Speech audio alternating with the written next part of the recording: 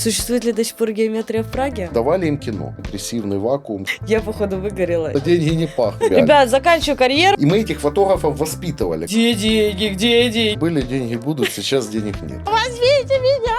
О чем изначально геометрия? Фотографии геометрии есть у всех. Это не о больших бюджетах. Фотограф пошел без нас снимать в клубе. Вы видите вот этого фотографа. Да, Реально? наверное, 2-3 человека, это профи. Ой, нет, не фоткай меня. Мы клубу давали все. Искусство превращается в коммерцию, когда ты начинаешь от этого получать деньги. Ну да, мы можем, заговориться. Привет. Привет. Расскажи, пожалуйста, кто ты, как тебя зовут, откуда ты? Меня зовут Шурик, Саша. Я вообще из Донецка, родился в Донецке. Я 24 года живу в Праге.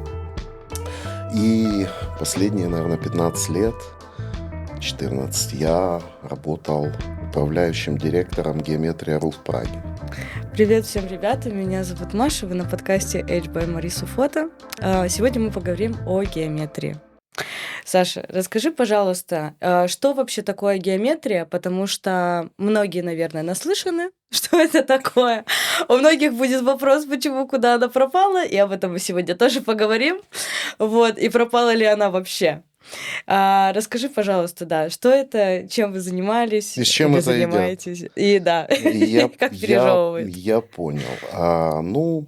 Касательно сайта Geometria, сам сайт был создан в 2002 году. Сайт из Питера. Два человека, это Максим Гарибальди и Александр Соколов, создали данный сайт. В ту пору еще не было мобильных устройств, не было инстаграмов, все это пришло намного позже. И, естественно, была потребность в том, чтобы люди после каких-то мероприятий, выставок, картинных, тусовок и так далее, где-то найти фотографию. Тогда был только Polaroid. Ну и ребята создали такую площадку.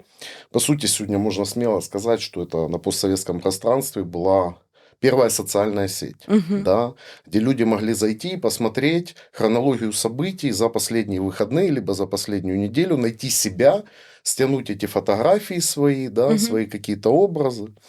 Изначально фотографировали вообще один фотограф снимал обстановку в клубе, другой находил каких-то красивых людей в красивых образах, снимал их, То есть было как два фотографа изначально, которые... Да, изначально это было два фотографа, То есть потом зародился сам сайт.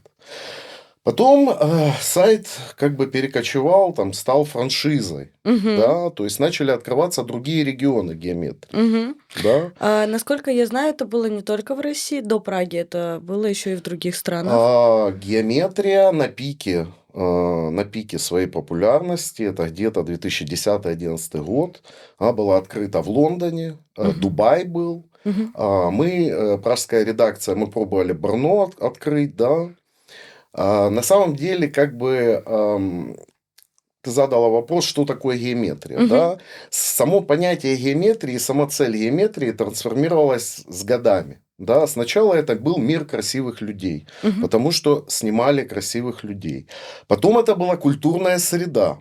Потому что появилось огромное количество сегментов съемки о культуре какой-то, то есть это были лайфстайл-репортажи, это были какие-то выставки, Позже геометрия трансформировалась в модную социальную сеть, чем она, по сути, и сейчас является, поскольку сейчас добавлено огромное количество вещей, таких как поиск фотографий, то есть человек может зайти и найти фотографии десятилетней давности на геометрии.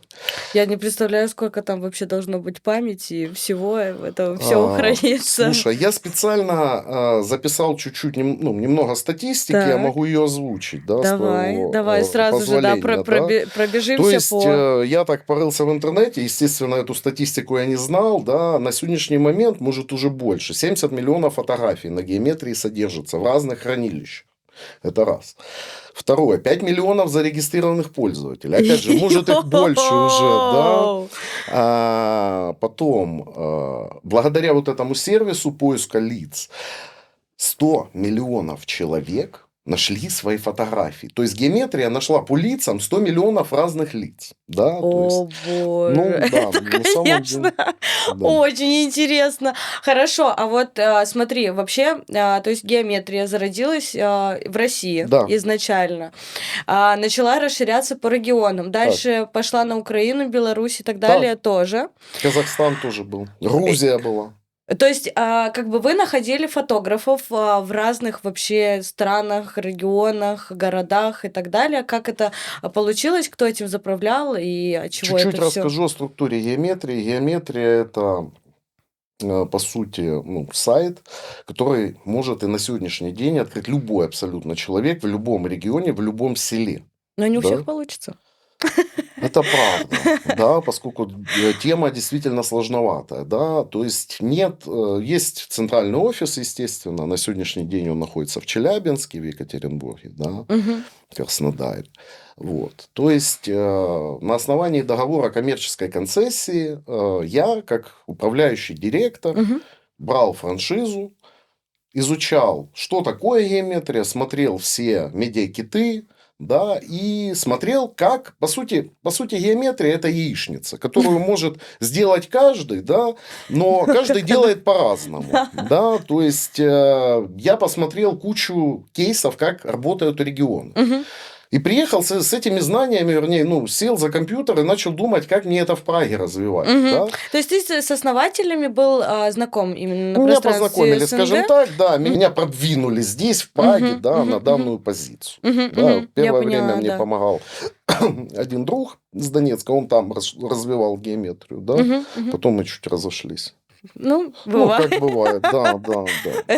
Да, Да, хорошо. то есть, по сути, человек открывает редакцию, Мгм. набирает штат Мгм. фотографов, да, договаривается с площадками Мгм.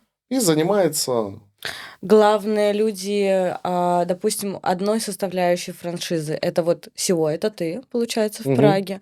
Дальше, кто идет под тобой уже? Ну, то Подал, есть вы как бы открыли вот в Праге франшизу, да, и ты директор да, именно здесь. да.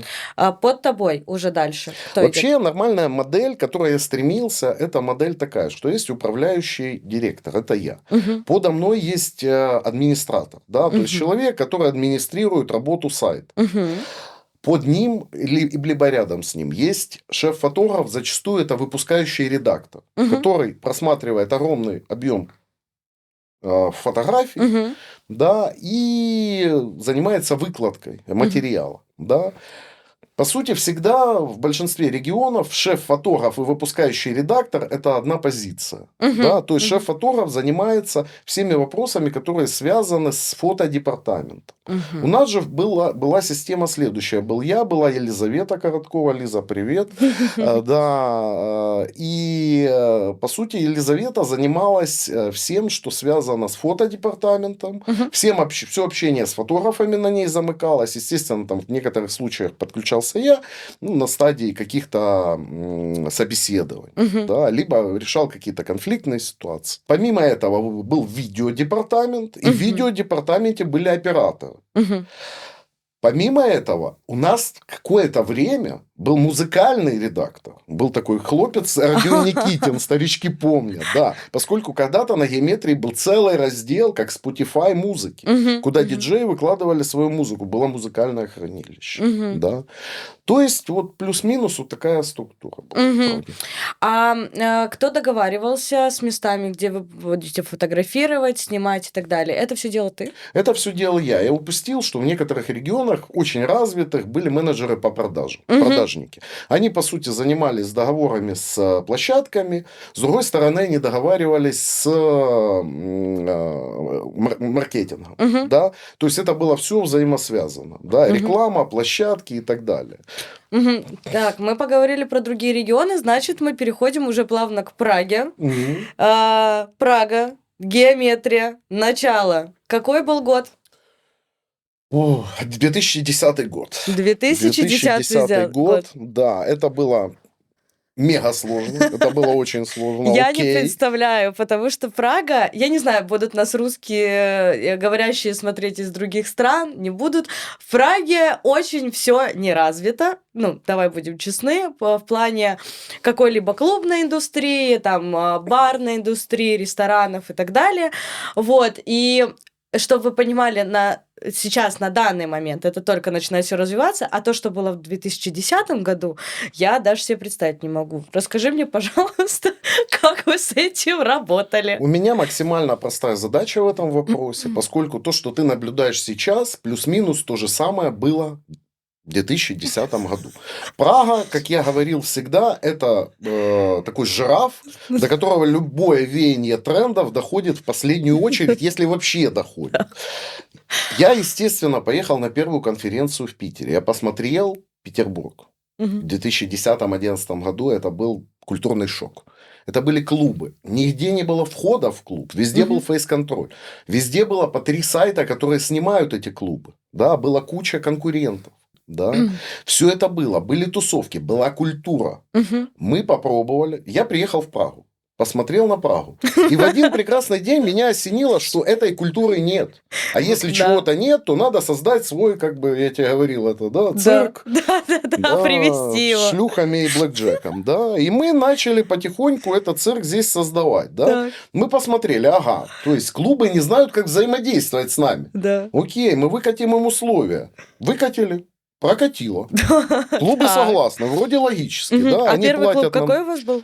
Первый клуб, у меня была интересная ситуация. На тот момент среди действующих клубов было, ну, наверное, дюплекс. Он был такой более туристический, он нам был очень интересен. Ну, и, в принципе, в те времена это было заоблачно. И были 2 клуба с русскоязычными корнями. Это Целница и Фрагала Project. Мне удалось договориться с Фрагалой и Целницей. И вот первый день съемок, пятница, я узнаю, что Целница благополучно закрывается. То есть, по сути, Класс. у нас единственный клуб Прага. Ага, и вы начинаете с этого развиваться. То есть это классный старт. Да, я понимал, что первое, что мне нужно, это контент. Мне нужны съемки. Ну, естественно, тогда это были дискотеки, клубы и так далее. Вот надо было что-то делать. И я понял, что клубов нет, окей, есть площадки. Мека там и разного рода площадки.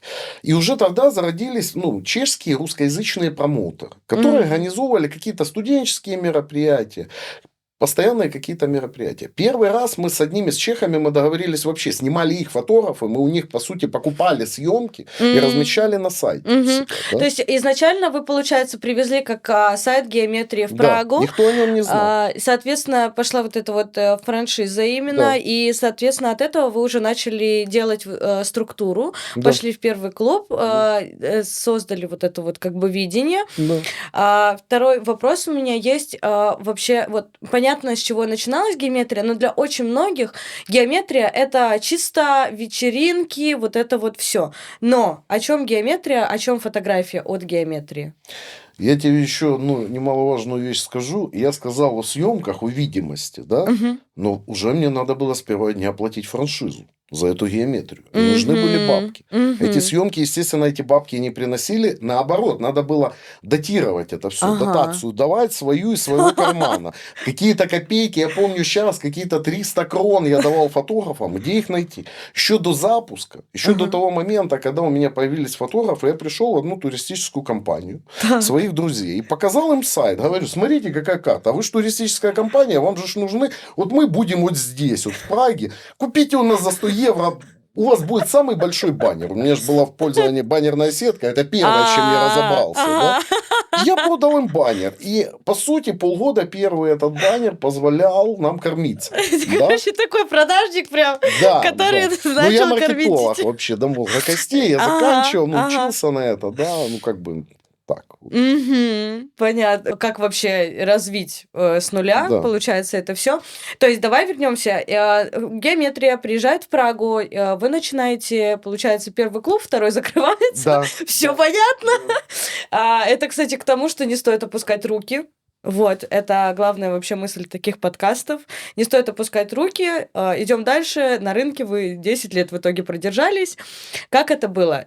Вы начали работать с этим клубом, ты находил промоутеров.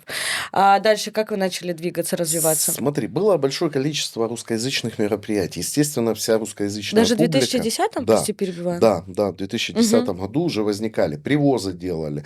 Были какие-то ребята, связанные с рэпом. Сейчас помню, у нас первые события, это были какие-то типа а-ля батлы, там что-то такое. Но нам было важно снимать эту всю тусовку, нам важно было выкладывать контент и с чего-то стартануть, да. Просто вообще вы все под гребенку вот забирали, Да, то, что помимо возможно этого, я фоткать. сразу понял одну немаловажную вещь касательно Праги, что если ты будешь снимать только русскоязычные мероприятия, чехам ты будешь неинтересен, но мы живем в Чехии. Да. Поэтому я ходил на тусовки и договаривался с чешскими промоутерами.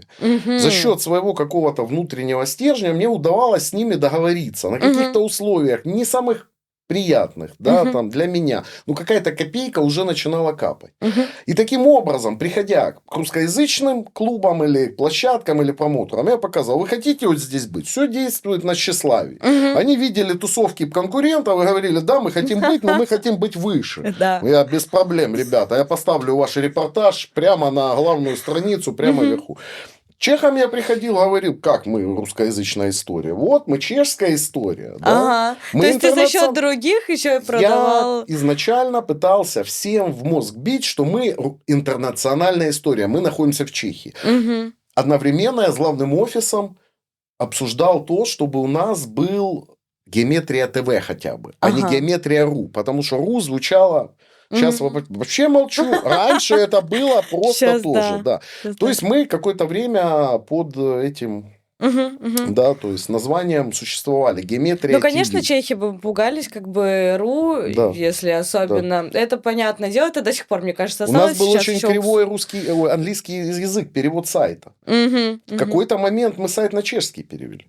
Ну это, Да. наверное, одно из самых правильных решений. Скажи мне, пожалуйста, Геометрия это только о репортажные съемки клубов и так далее, или же вы снимали что-то большее, куда-то выезжали? Мы просто с тобой вчера еще, Да. если что, ребят, мы еще вчера с Сашей На свидание, встретились, да, на свидание, вот, поговорили, просто подготовили для вас вопросы, чтобы не путаться, а все структурированно сделать. Вот, мы вчера говорили о том, что вы снимали футболы разные, вы Да. все под гребенку. Расскажи мне, пожалуйста, подробнее, что По сути, как это это всё то, с было. чего я начал, да, что геометрия трансформировалась от какой-то клубной культуры, от тусовок, мы постоянно бежали. С чем это связано? Это связано, опять же, с деньгами. Потому что на тусовки в основном ходила за Прагу вообще, молчу, 16-18 лет. Эта публика не нужна ни одному маркетингу. Да, то есть там нечего продавать. Касательно того, что мы снимали, все до сих пор ассоциируют нас с тусовкой, что Да. мы снимали клубы. Да. Да, это так, потому что 80% контента составляла клубная фотохроника. Так. Но мы от нее все массово бежали, все регионы. То есть, для понимания, мы снимали, пражский офис снимал огромное количество лайфстайлов. То есть, я договаривался с туркомпаниями, с ребятами, которые возили туристов в Венецию, в Амстердам, какие-то потом появились молодежные веяния, тусовки, на выходные поехать. Мы посылали с ними фотографов. Помимо того, что фотограф снимал, как они тусуются по Амстердаму, мы просили фотографа снять лайфстайл.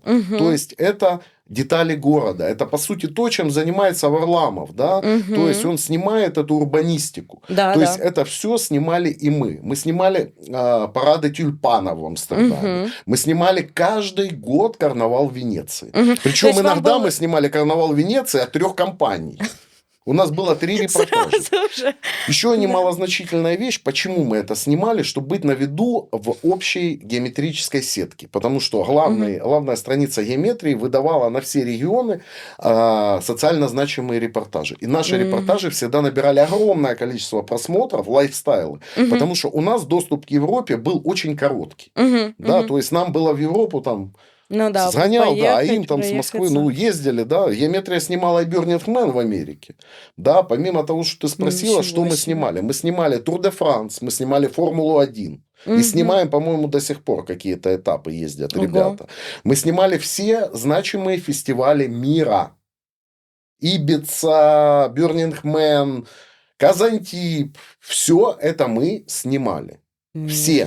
Вот Жесть. назови любой фестиваль. Все есть на Всё. геометрии, зайди в поиск, ты найдешь Вау. репортаж. О чем изначально вот, геометрия? То есть не структура геометрии, а о чем это? Ну вот я говорил, да, вначале, что мы трансформировались с годами. На Мгм. сегодняшний день геометрия – это, по сути, градусник жизни города, Мгм. региона. Да? То есть грамотная картинка геометрии в регионе – это когда представлены все сегменты жизни города. Мгм. Какие это сегменты? Это тусовка, совершенно верно, да. Это какая-то тема, я не знаю, ресторанная. Мгм. Опять же, мы много снимали ресторанов, и у нас много размещали рекламу ресторанов. Спорт однозначно. Мгм. Какая-то политическая жизнь 100%. Мгм. Да, то есть мы митинги снимали в Праге, как бы это ни нравилось там, моим коллегам, да, но мы это все Ну да. снимали. Это Потом тоже важно освещать. салюты, выставки, все это было у нас. То есть Может, не в вы таком размере, как бы хотелось, да? Мгм. То есть идеально, на мой взгляд, чтобы тусовок было меньше. Потому что культура, она намного шире. Мгм, Да. мгм. То есть вы фиксация истории, которая происходила степ-бай-степ, в Праге. И Фотохроникеры. да, Фотохроникеры да, жизни ага. Праги. Да. То есть, у вас все собрано. Совершенно Окей, верно. окей, понятно. Потому что, все же думают, как бы я многих спрашивала, геометрия, тусовки, тусовки, тусовки, тусовки. Я говорю, ну, типа, это, наверное, не только о тусовках. А плюс еще мы с тобой поговорили, то есть я вообще в шоке, то, что и все фестивали, и вообще и Формулы-1 там и так далее, это все было. Вот. Хочу еще один сегмент тоже затронуть. Мы поговорили про начало как раз-таки геометрии, 2010 год, здесь в Праге ничего нет. Начиналось развитие, ты мне начал говорить про открытие разных кальянок, не кальянок. Расскажи мне подробнее об этом. Да, это была интересная движуха. То есть то, о чем я говорил, что Прага – это такой большой жираф. Мгм. В Праге начали открываться классные заведения. Вот Ауреола открылось заведение на 24-м, по-моему, этаже на Панкратце. Мгм. Очень дорогое заведение. И, по сути, это не наше заведение. Это заведение, которое могут себе позволить там Fusion Kitchen, да, и так далее. То есть я пришел к ним, они подписались к нам. И как я убедил их подписаться? И они потом сказали, ты был прав. По сути, моя аудитория туда не ходила. Мгм. Но туда ходили родители моей аудитории. Да? И что потом Я они и поняла. поняли на Новый год, когда мы рекламу им продали Нового года. Ага. Я приехал с Питера, и я увидел, что там очень популярна препатийная тема. То Мгм. есть в Питере была уже тогда какая тема, да, до которой Праге очень далеко и сейчас. Люди шли в клубы по определенному времени. У них был определенный таймлайн. Мгм. Сначала мы идем в препатийное место, Мгм. припиваем там винчика, кушаем. Мгм. После этого можно ехать туда, потому что там уже есть люди и какая-то туса. После этой тусы мы едем вот туда. Мгм. Вот туда еще рано ехать. Мы едем потом туда. Я посмотрел, вау, это круто. Почему это нельзя сделать в Праге? Здесь все Здесь для к этого есть. 11 нажратые приезжают в клубы. Да, тогда, кстати, и как раз в этот момент один мой друг открывает очень прикольное заведение, на мой взгляд, прямо на Индрижской напротив почты, двухэтажное, с огромными окнами. Ага. И он хотел там вообще здоровое питание какое-то. Я говорю, братан, так не пойдет. Тут надо сделать препатийную тусовку. Вот я был в Ага. Питере, я видел, вот, показываю ему фотки, он, вау, круто. Ага. Когда все танцуют, люди идут, но это центр Праги, и Мгм. видят, что там можно потусить. И мы эту тему начали раскачивать. Мы делали сами, создавали мероприятия препатийные, сами туда ходили, сами там прибухивали. И после этого шли на концерт. Но Мгм. самое интересное, что это все монетизировалось, да, я сразу понял, как это монетизировать, да. Мгм. Опять же, в Праге происходит вечером концерт Noise MC или Мгм. Басты, да. А я в это время, в этот день делаю припати в этом клубе, Мгм. да. И те люди, которые идут на припати, они узнают, что будет концерт. Потому что там публика была такая, которая как бы в клубы редко, но вот такие вечерние посиделки, да. Мгм. Но были и те, кто в клубы ходил.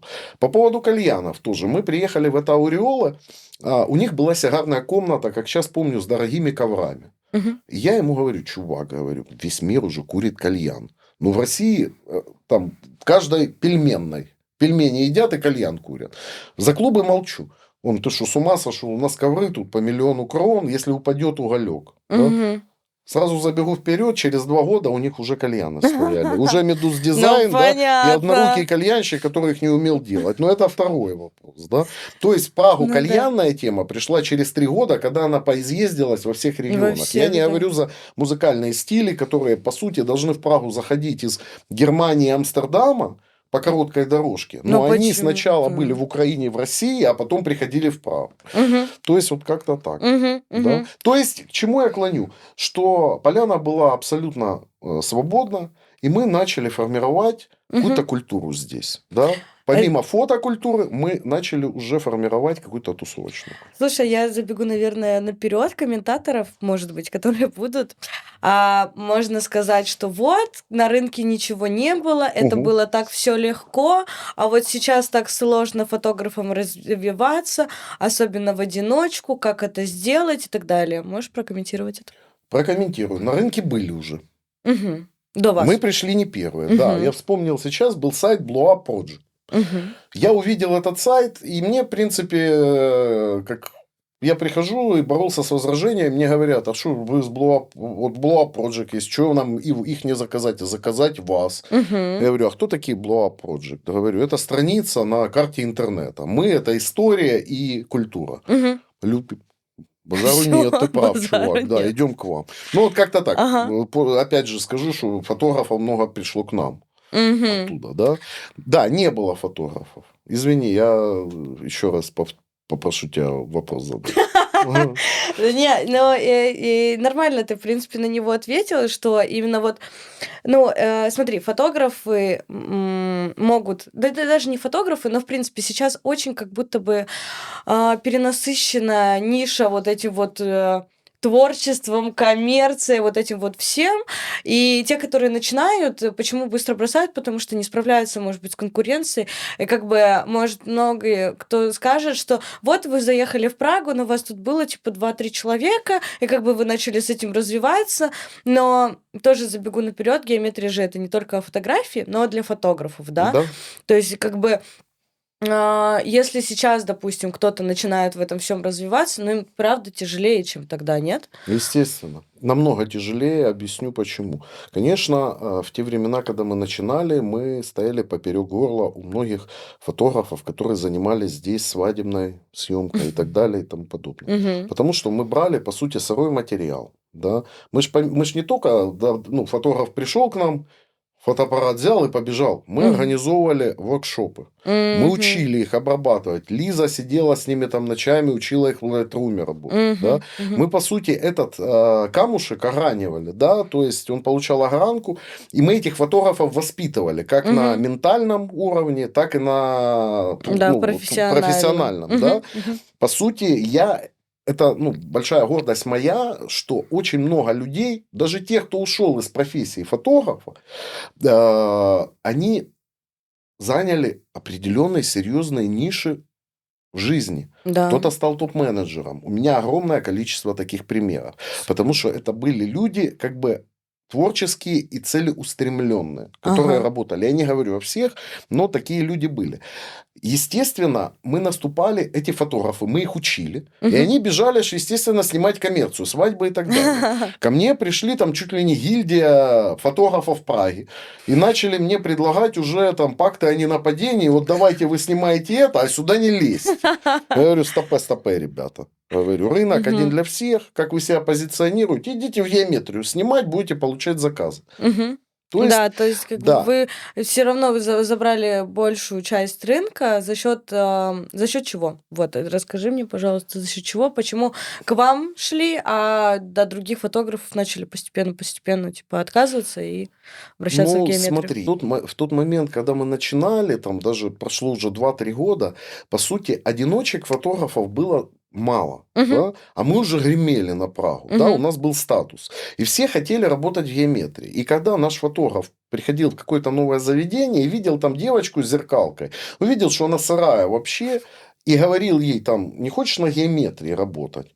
У нее округлялись глаза, для Ну. нее это было как номинация на Ну Оскар. да, это же Да? прям Она приходила, там смотрела на нас, то есть мы были крутыми. да. Да, то есть я старался создать такую вещь, чтобы фотограф, приходя в клуб, Ага. получал ту порцию уважения от всех, да, это был хедлайнер. Если фотограф был хедлайнер в клубе, да, то это крутой Это фотограф. самое, да, Да, то есть важное. люди смотрели и мечтали попасть. Мне спустя годы одна моя знакомая говорит: послушай, я вашему шеф-редактору написала 5 раз. Говорит, она просто не смотрела заявки в Инстаграме и не увидела меня. Говорит, я писала 5 раз, хотела к вам идти работать. Ого. Да, то есть, не скрою, у нас были случаи, когда мы просто сидели днями и искали фотографа. Было очень тяжело. Это мы вернемся к этому. Давай поговорим в середине где-то выпуска, в начале, про денежки. Да. Что вы как кому платили, потому что все,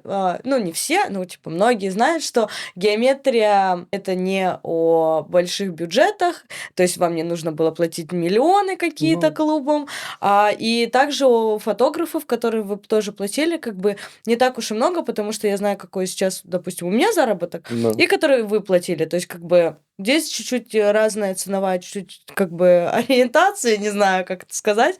Вот, расскажи мне, пожалуйста, про денежки, давай поговорим. Деньги были, деньги будут, сейчас денег нет. Слушай, ну смотри, я опять же скажу так, я четко понимал, что такое геометрия. Мгм. И я пытался донести до фотографов. Немногие меня слышали, потому что как бы идея сиюминутного заработка всегда играла в их творческих головах. Мгм. Да?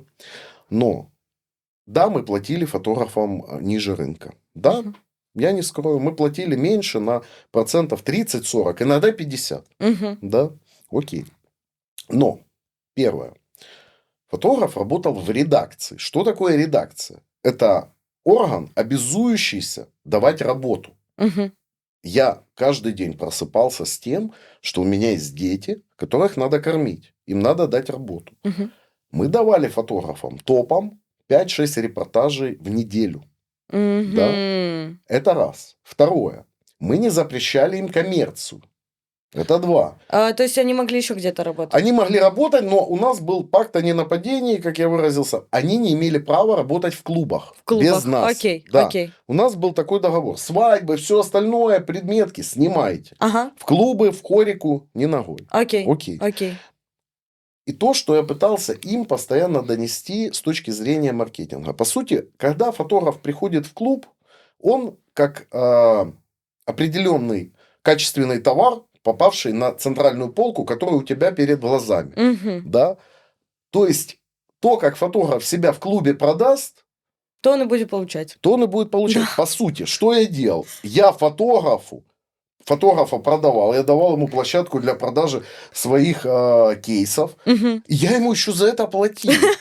То есть, хороший фотограф, я расскажу просто, как это выглядело на деле. Ну да. Хороший фотограф, когда я заходил в клуб и смотрел, как это выглядит, он за счет своей харизмы, разговорчивости и профессионализма набивал себе 3-4 клиента за вечер, которым он делал фотосессии за другие деньги, Да. о которых я не знал и не хотел знать. Я подпишусь, кстати, под каждым словом, наверное, Саши для зрителей, потому что очень важно действительно, когда ты идешь на какую-либо площадку, энергетика, общение с людьми, открытость, это всегда ценится, это то, что действительно вас продает на все 100%. То есть как бы там ни было, какие бы вы деньги ни заработали, вы знаете, что вы придете в определенное место и вы заработаете еще больше, только в том случае, если вы будете к этому открыты. Продолжай. Совершенно верно. С другой стороны стоит клуб. Мгм. Да? Клубу мне тоже надо было что-то продать, Мгм. помимо этих репортажей каждую неделю. То есть, в моем понимании, то, что мы давали клубу, я это фотографам всем пытался донести, и слава богу, ну и за счет этого мы столько лет успешно работали. Мгм. Идеальная конструкция – это когда фотограф через определенное короткое количество времени, там, через 2 недели, месяц, становится частью этого клуба наравне с барменом, официантом, уборщицей. Мгм. Это человек, которому пятерик отбивают все, когда он заходит Да. в клуб. Он звезда этого клуба, он хедлайнер наравне с диджеем. Мгм. Да? Да, которого Когда все это знают. так, для меня, я закрывал даже глаза на косяки в фото. На фотографии не обращали до какого-то времени даже директора клуба внимания, Мгм. но они видели, что этот человек вокруг себя сосредотачивает тусовку.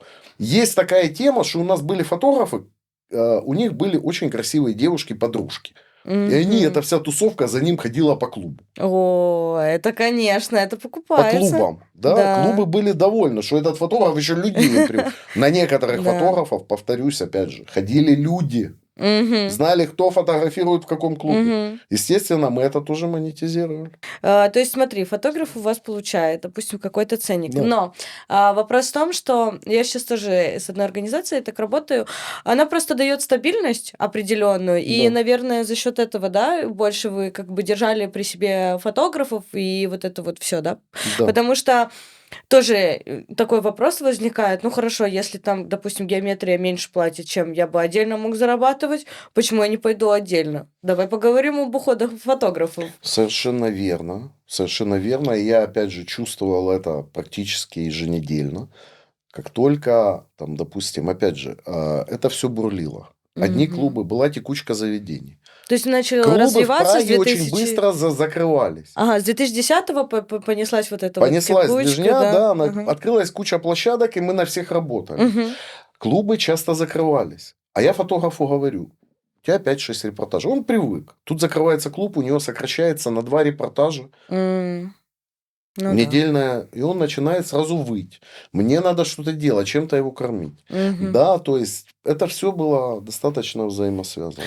В системе у вас были бенефиты, разные ценники для фотографов? Как как вы это отбирали именно геометрии, если такое было? То есть кто-то же лучше фотографирует, кто-то больше заказы берет, кто-то Естественно, меньше. То есть как естественно, это? конечно. Конечно, были Расскажи, топы. пожалуйста. Были топы. Естественно, были Мгм. топы, звезды.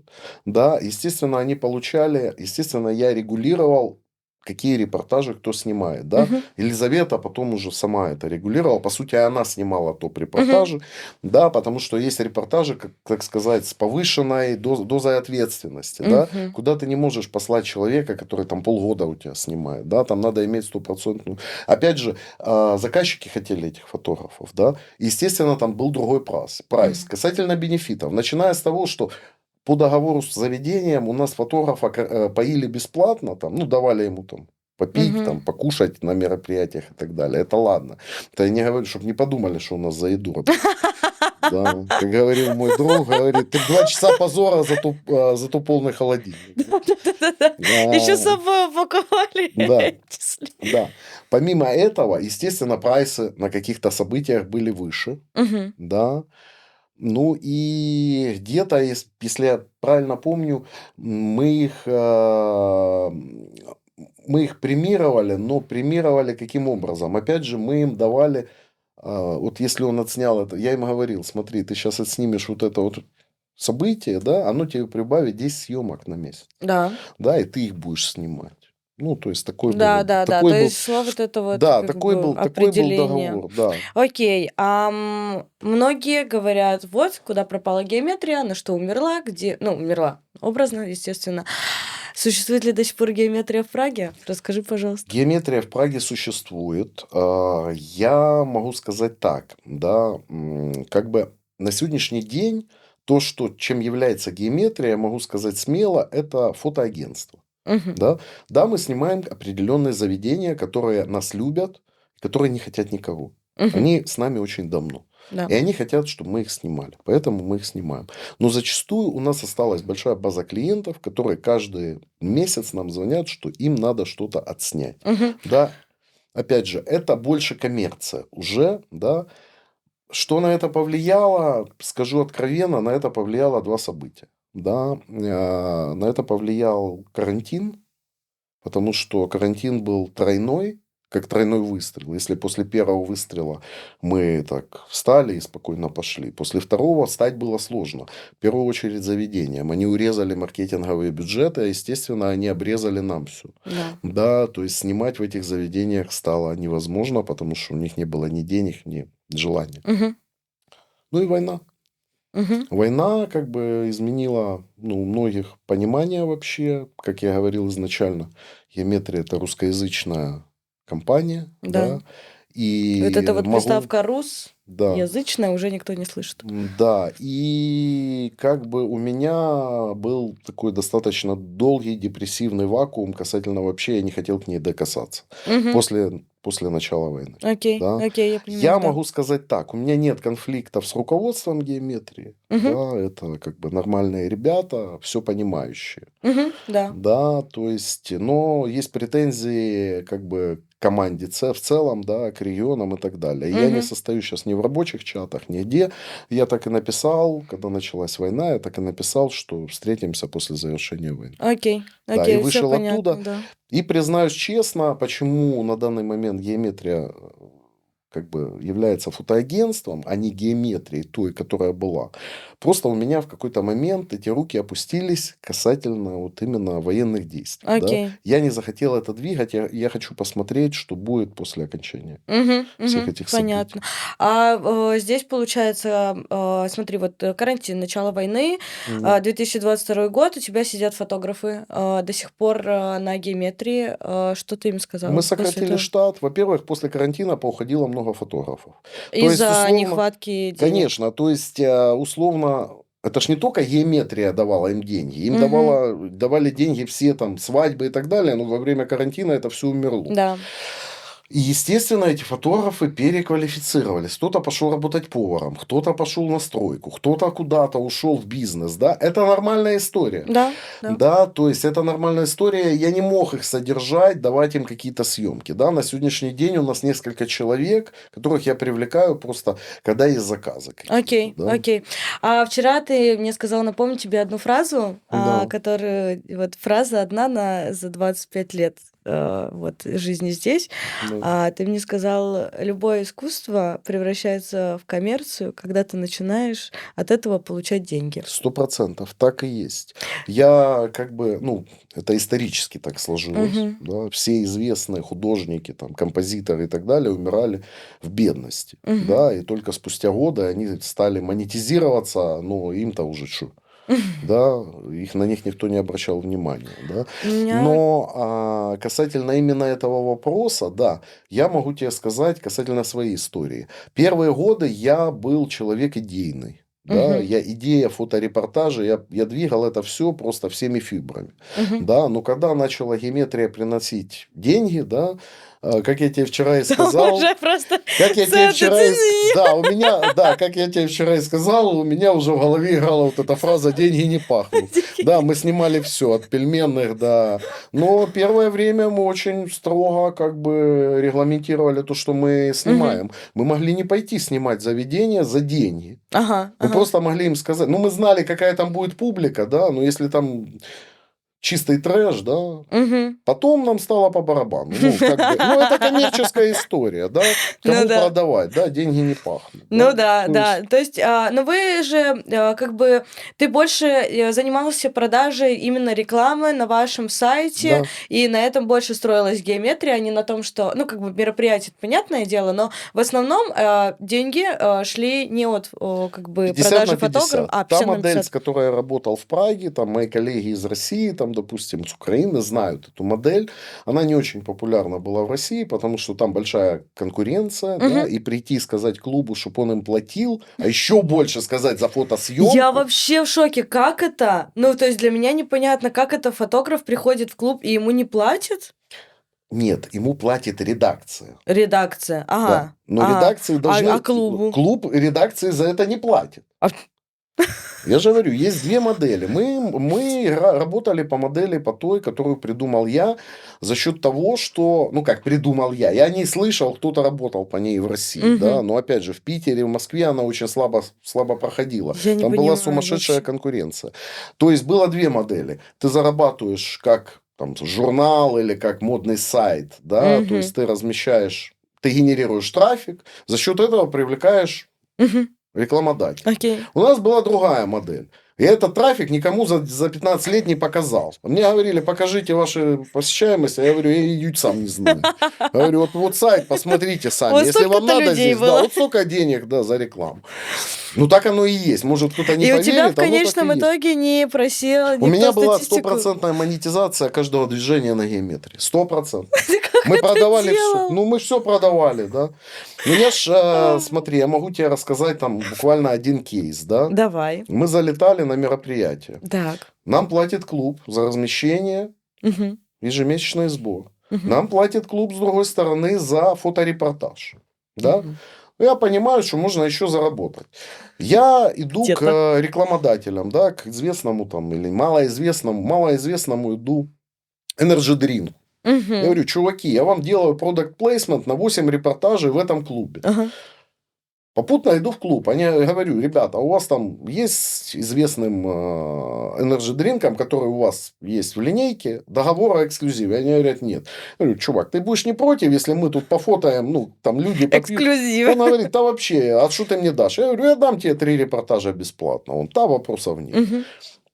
Получается, что целый месяц 8 репортажей у нас люди пьют только водку с этим С Energy энергетикой. Drink'ом. Везде на фото они с этим Energy Drink'ом. Такое впечатление, что они вообще этот Energy Drink, да? То есть мы умели это сделать. То есть да? ты договаривался сразу с фотографом, ты сказал, все, у нас типа есть маленький Конечно, и контрактик, фотограф получал давай. откат за это. Ага, и проценты. Я был честен со всеми. Мгм. Я был честен с клубом. Я ему давал плюшку. Да.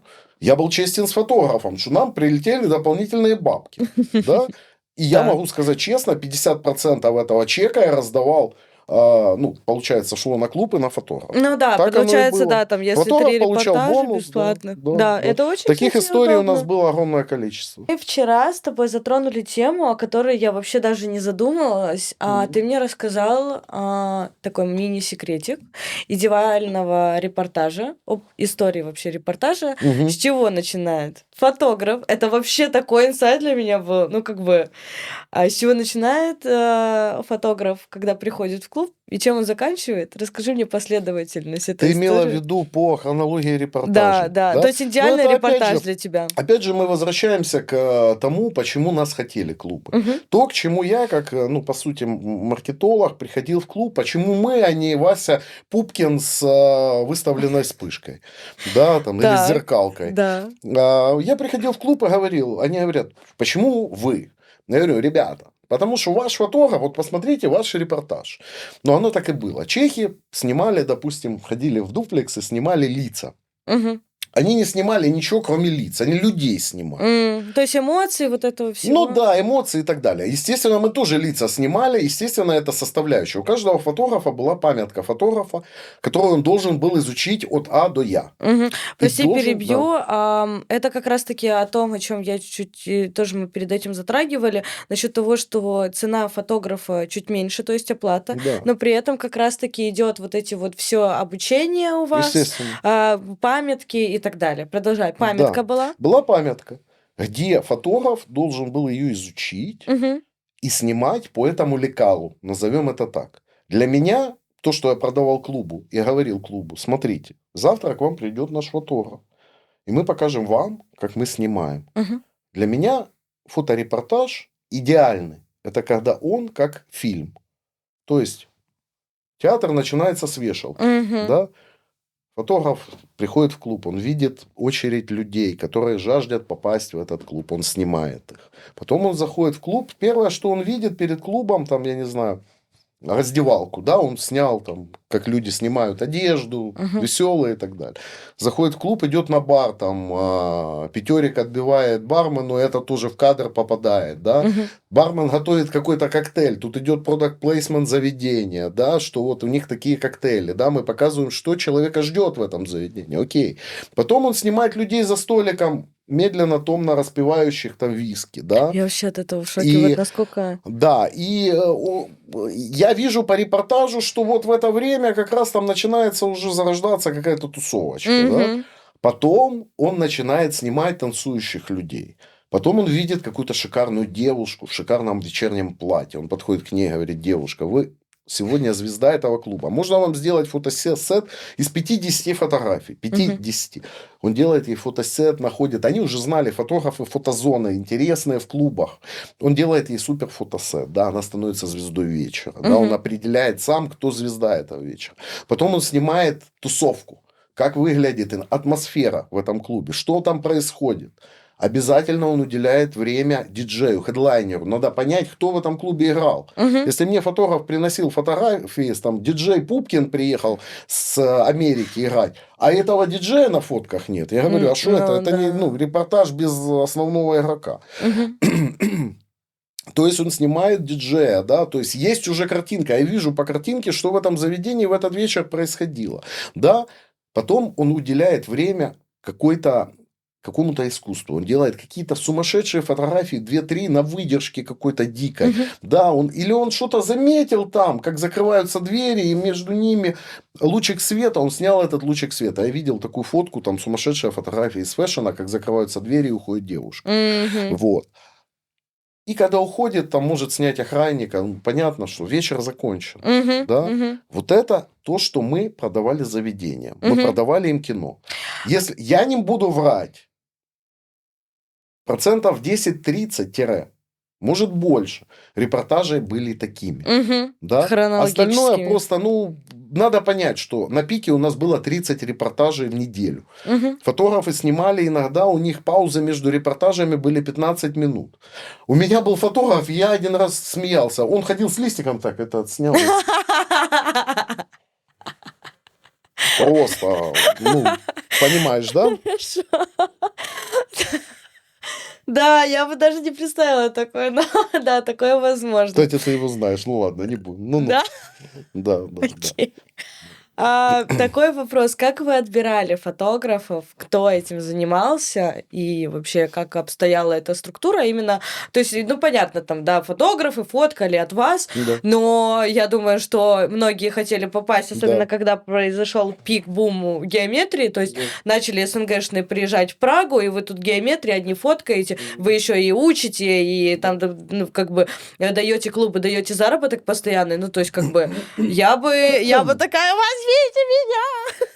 Слушай, в какой-то момент так было, я не буду врать, там, да, зачастую мы как бы искали фотографов, это был трудоемкий процесс, не все нам подходили, да, опять же, дело в технической стороне, в профессиональной и в ментальной. А вы сами искали или вам да, только... мы сами искали, иногда фотографы рекомендовали кого-то, да, я и Лиза проводили собеседование, да, меня не интересовало, какая техника у фотографа, какой фотоаппарат, как он вообще... Я знал, что можно научить, да, если человек подходил мне ментально, то есть я видел в нем какой-то огонек, изюминку в глазах, да, что это мой пацак, который сделает красиво, да, что он будет с людьми общаться, да, а не замкнутый в себе человек. Это тоже очень сложная вещь. У меня был хороший фотограф, реально профи.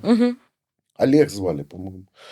Но он боялся людей, он был интроверт. Он боялся людей, он ненавидел эти тусовки. Было видно, что он сжирает себя на этих тусовках. Слушай, а у вас же не только были мероприятия, или только больше мероприятий? Больше мероприятия. Да. То есть он бы не смог вывести. Он бы не смог вывести, да. Как бы нам нужны были многостаночники. Мне нужен был фотограф, который может одинаково, идеальный фотограф, который одинаково отснимет какой-то, я не знаю, раут с красиво одетыми людьми и еду там, который отснимет идеально какую-то сумасшедшую пати в формате, я не знаю, underground, да, где все черное, только лица.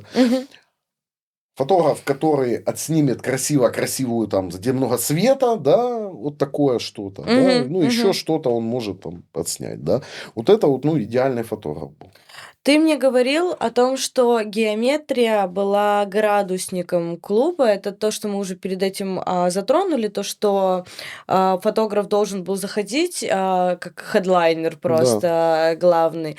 Давай чуть-чуть углубимся, потому что Многие люди почему-то думают, что вот это вот важно уметь фотографировать, Да. да, о чем мы, в принципе, строим уже, ну, несколько у нас таких уже к этому замыкающихся было тем. То, что, ну, окей, там, типа, я сфоткаю, улыбнусь, там, контакты, не контакты, может, получу, но нужно же, по идее, сделать так, чтобы хотели. То есть я так понимаю, что у вас фотографы делали так, и вы натачивали людей на то, чтобы не то, что даже клуб, а просто люди могли прийти именно в клуб, чтобы получить фотографии именно от геометрии. Правильно я понимаю? Совершенно верно. Ты как фотограф должна меня понять. У меня Я были да. случаи, когда я приходил в клуб. Мгм. Я говорю фотографу, смотри, какие красивые люди. Чего ты здесь стоишь? Иди по фото. Он не хотят фотографироваться. Когда мне фотограф говорил, что человек не хочет фотографироваться, это была не моя проблема, не этого человека, это была его проблема. Да, Значит, он так себя поставил в этом заведении. да, Зачастую человек, которого он сфотографировал в прошлую пятницу, увидел свою фотку, она ему не понравилась, да. и этот человек больше не хочет, чтобы он делал эту фотографию. Это было такая плохо. сложная тема. Это очень сложная тема. Эта У тема меня помимо тоже такое вообще подхода. бывает. Вообще, я потом еще уговариваю. Знаешь, вот это вот, типа, тоже момент, прости, перебила. До тусовки там девочку я сфоткала, что-то ей не понравилось, или я ее выставила в пост, она говорит, ой, нет, не фоткай меня, я не хочу быть на посте. Я говорю, а что ты мне сразу не говоришь? Я говорю, ты же ко мне, ну, ты когда на меня смотришь. Я говорю, 2 слова скажи, не хочу быть в посте, я тебя не поставлю в пост. Поговорю там с организатором, но зачастую я сейчас уже отбираю фотки, которые будут в посте. Или там, допустим, еще что-то, ой, что-то там не получилось. Я говорю, окей, давай я тебя сфоткаю, если мне не понравится. Или тебе не понравится, они останутся у тебя в личке. Но зато есть контент, и я знаю, что я в этот раз, ну, как бы смогу сделать так, чтобы ей вот понравилось. Это прям такая жесткая тема. Вот это, ой, нет, вот это вот. Это, кстати, была работа шеф-редактора выпускающего. Ага. Почему? То есть, это тоже человек, который не просто сидел там дома, это человек, который знал публику. Нам очень важно было знать пражскую тусовку. И она уже знала, ага, вот это тут Вася, я его поставлю на главную, там, или эта красивая девушка, она будет не против. Да? То есть шеф-редактор, фотографы Да. отправляли шеф-редактору, а шеф-редактор уже по хронологии. Да, он проверял репортажи на цензуру. У нас цензура была, естественно, конечно. В какой-то момент, потому что мы ходили все частично под российским законодательством, где нельзя кальянную тему открывать, алкогольную тему и так далее. И опять же, у нас была памятка фотографа, где было четко регламентировано, что можно, что нельзя снимать. Пьяных людей, употребление алкоголя. Вы не снимали, да? Ну как, снимали, блин, ну, закрывали глаза. Опять же, какая фотография? Бывает фотография, когда там, ну, полный разрыв пати, и когда человек лежит, и ему там заливают там алкоголь, и красиво струйка. Да, это красиво. Но откровенные фотографии распития алкоголя мы закрывали. Окей. Да, пьяных людей закрывали. Да. Иногда мне писали, там, что вы выложили. Ну, надо понять, да. Представь, 28 репортажей. Шеф-редактор, ему надо все это выпустить. Иногда не видел какие-то фотографии. Естественно, потом скрывали, мы по первому требованию. А как это? Всегда. То есть вас еще контролировало русское Естественно, конечно. Был законодательство? шеф-фотограф «Всея геометрия». Естественно, конечно. Он все это контролировал? Ну, не все, но смотрели. в Да, основном, смотрели, да. контролили, да. Ого! Вау. Да. И вы И выстраивали... разбирали репортажи. Да, Вау. смотрели, брали репортаж, один из Праги, А каждый месяц. фотографов так убирали или нет? Которые мне нравились? Я никого не убирал никогда. Я убирал фотографов по другим статьям. Скажи. Ну, слушай, я тебе тоже там пару слов сказал вчера. У меня было там разные ситуации, да. Но, опять же, если фотограф врет, да, у меня договоренность, и человек слова. То есть, если фотограф пошел без нас снимать в клубе, с которым мы работаем, Но это совсем нужно быть. Ну, такие были. Был случай, я вообще офигел после карантина. У нас с клубом М1 был договор, я не знаю, 15 лет. Да? И заканчивается карантин. И я сижу грустный такой, что-то М1 не звонит уже 3 месяца. И тут я узнаю, а он мне говорит, как, ну вы же с нами работаете уже. Я как, ну ваш фотограф у нас уже 3 месяца снимает. Фотограф пошел туда после карантина, сказал, да, геометрия, yes, I am. Геометрия. У него был А ему бэдж. наличкой типа платили просто? Ну, платили закрывали? наличкой, да. А мне из клуба говорят, а мы еще смотрим, вы не носите нам инвойсы, там не посылаете. Да, вот такие случаи. Был бунт фотографов, был там попытка госпереворота, да, когда я Так, а улетел ну-ка на пару дней расскажи. отдыхать, и прилетаю, мне Лиза звонит и говорит: слушай, тут такое происходит. Говорит, тут два фотографа наши. Сегодня на совещании всех фотографов, у них были по воскресеньям встречи фотографов. Ничего Да, себе. выдвинули как бы пропозицию, да, по-украински, сдвинуть Братанова, отодвинуть его, и типа мы будем цирком с шлюхами блэкджеком управлять сами. Да, типа Ага. он зажрался, тут такие бабки на нас заколачивают, сам там поехал отдыхать на выходные. Ну, я, кстати, себе за время геометрии очень редко позволял уехать больше, чем на 4 дня. Слушай, да мне кажется, с такой ответственностью это невозможно, как Ну будто да, была бы. ответственность, ответственность была, да, я боялся, ну, как бы, что я вот уеду, и это все развалится, Ну да, вот за как ты неделю. уехал, получается, Да, и да, что-то они решили, да. что они в себя Да, это я поверят. сейчас легко говорю об этом всем, но там было все не так легко, потому что, допустим, вот представь, любой же ж переворот, он базируется, люди что-то о чем-то думают, когда совершать его хотят, да, Так. они, естественно, уже имели костяк из 8 фотографов. Ну, у нас, представь, у тебя 10 фотографов, они уже договорились с 3 из них.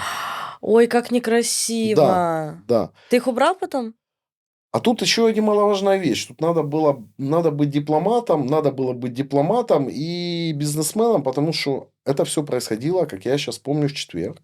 А в пятницу у нас была куча съемок. Ага. Это был какой-то праздник. То ли 14 февраля, то ли чуть ли не Хэллоуин. Мгм, Да? мгм, мгм. И я понимал, что если сейчас за них ладно, мы с Лизой сидели, вот сейчас они уйдут все, они вдвоем и заберут 3, и мы вообще не вывезем телегу, Ага, да, уходим с клубов.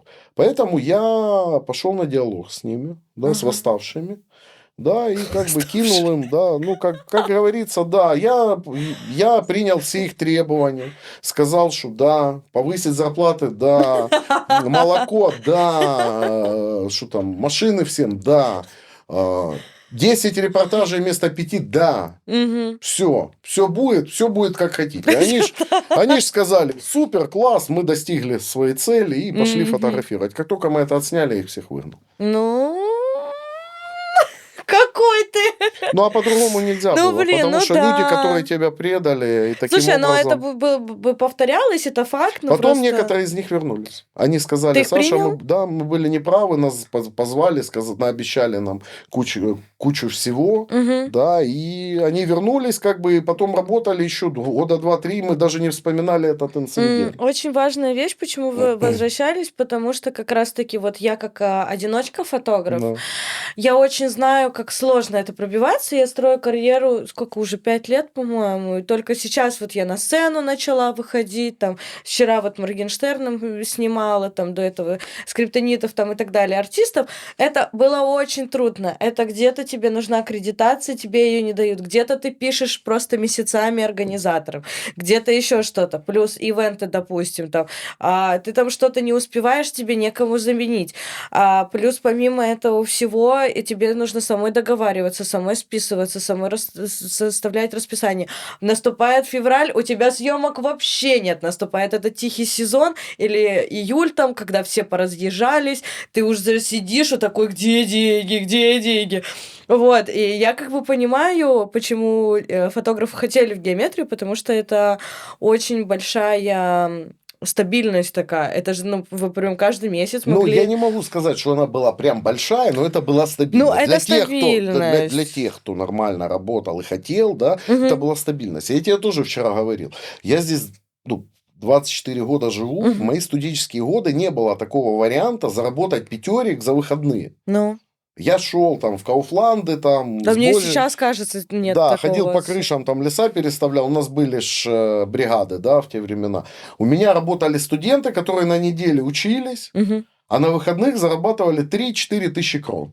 Ну, Это нормальные бабки это прям очень были для них, да. хорошо. Да, Ну, как особенно те, бы, которые начинали. Слушай, да это и как бы очень же большая такая школа. Ну ладно, пофоткали на геометрии, но понятное дело, что дальше растут. Ты мне рассказывал про тоже кейс.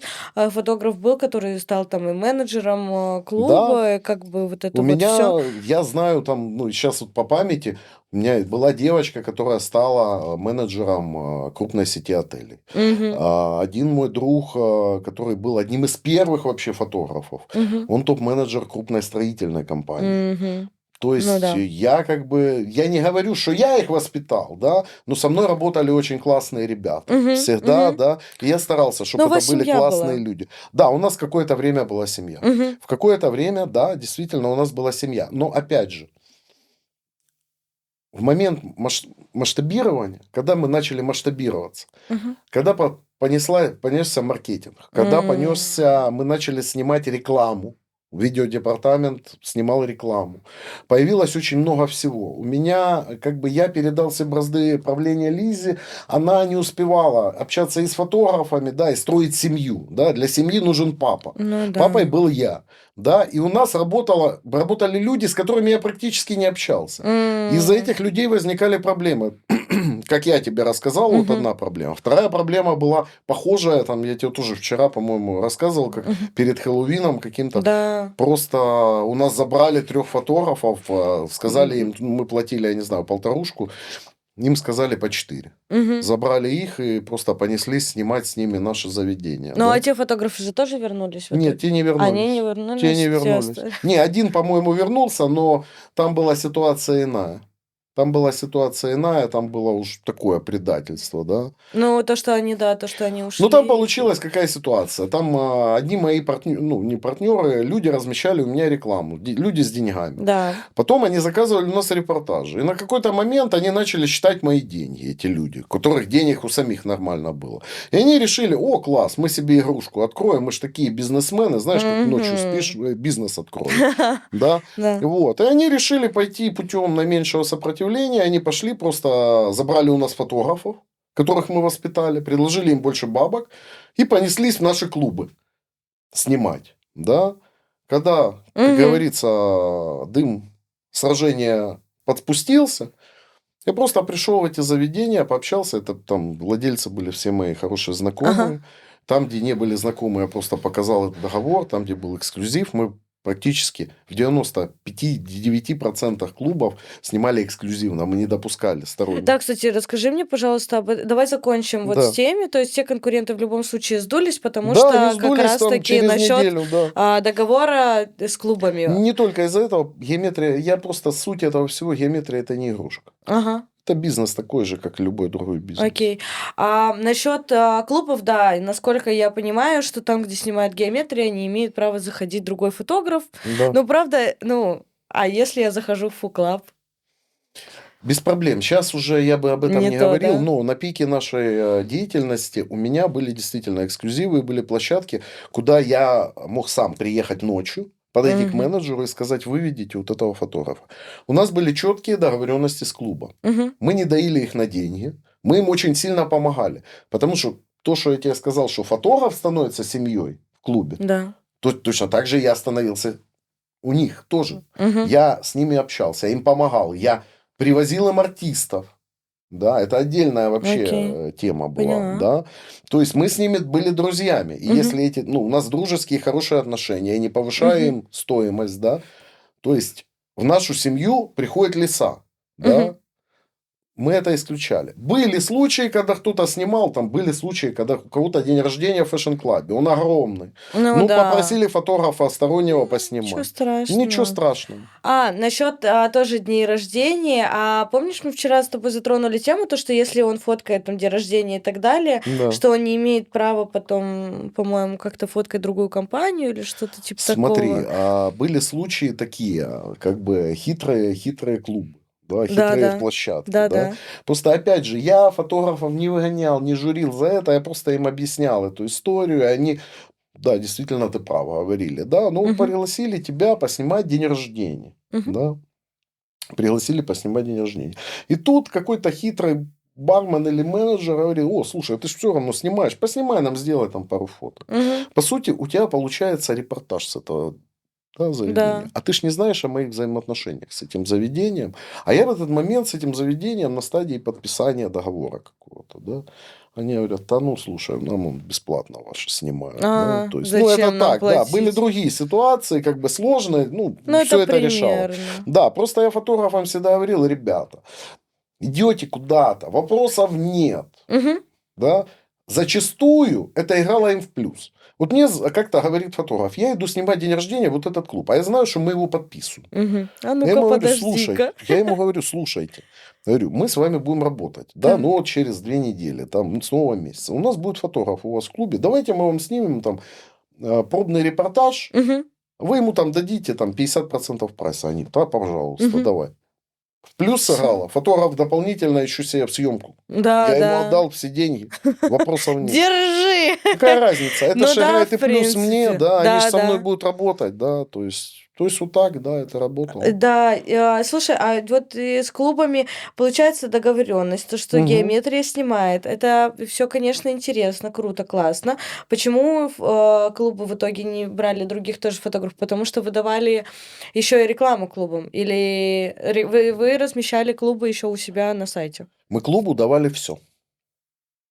Мы Расскажи. давали клубу все, начиная от фотосъемки, Мгм. рекламы, заботы об этом клубе, Ага. да. Окей. Любой человек, с которым ты работаешь, что-то ему продаешь, Мгм. любит, когда о тебе заботятся, да, забота о клиенте. Мы им давали все это, да.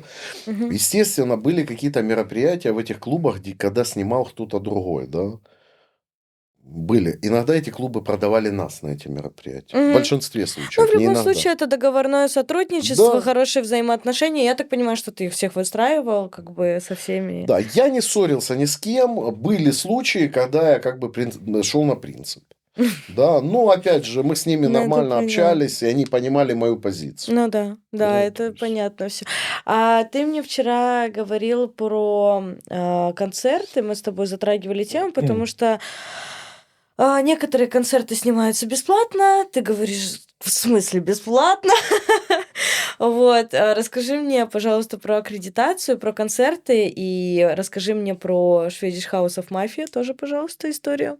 Мгм. Вот. Т- Расскажу, смотри, есть просто, опять же, так же, как я тебе сказал, работа с клубами, да, кто-то там в России там, или в Украине работал по такой вот линии, да, что они как бы за счет рекламы жили и платили с Мгм. редакционных денег фотографов. То же самое с концертами. То есть, допустим, мне рассказали ребята с Краснодара, что они, продавая рекламу концертным площадкам, Мгм. да, ну, как бы давали им плюшку, что мы будем снимать все вам и давать там фотографии. Но им в любом случае платили.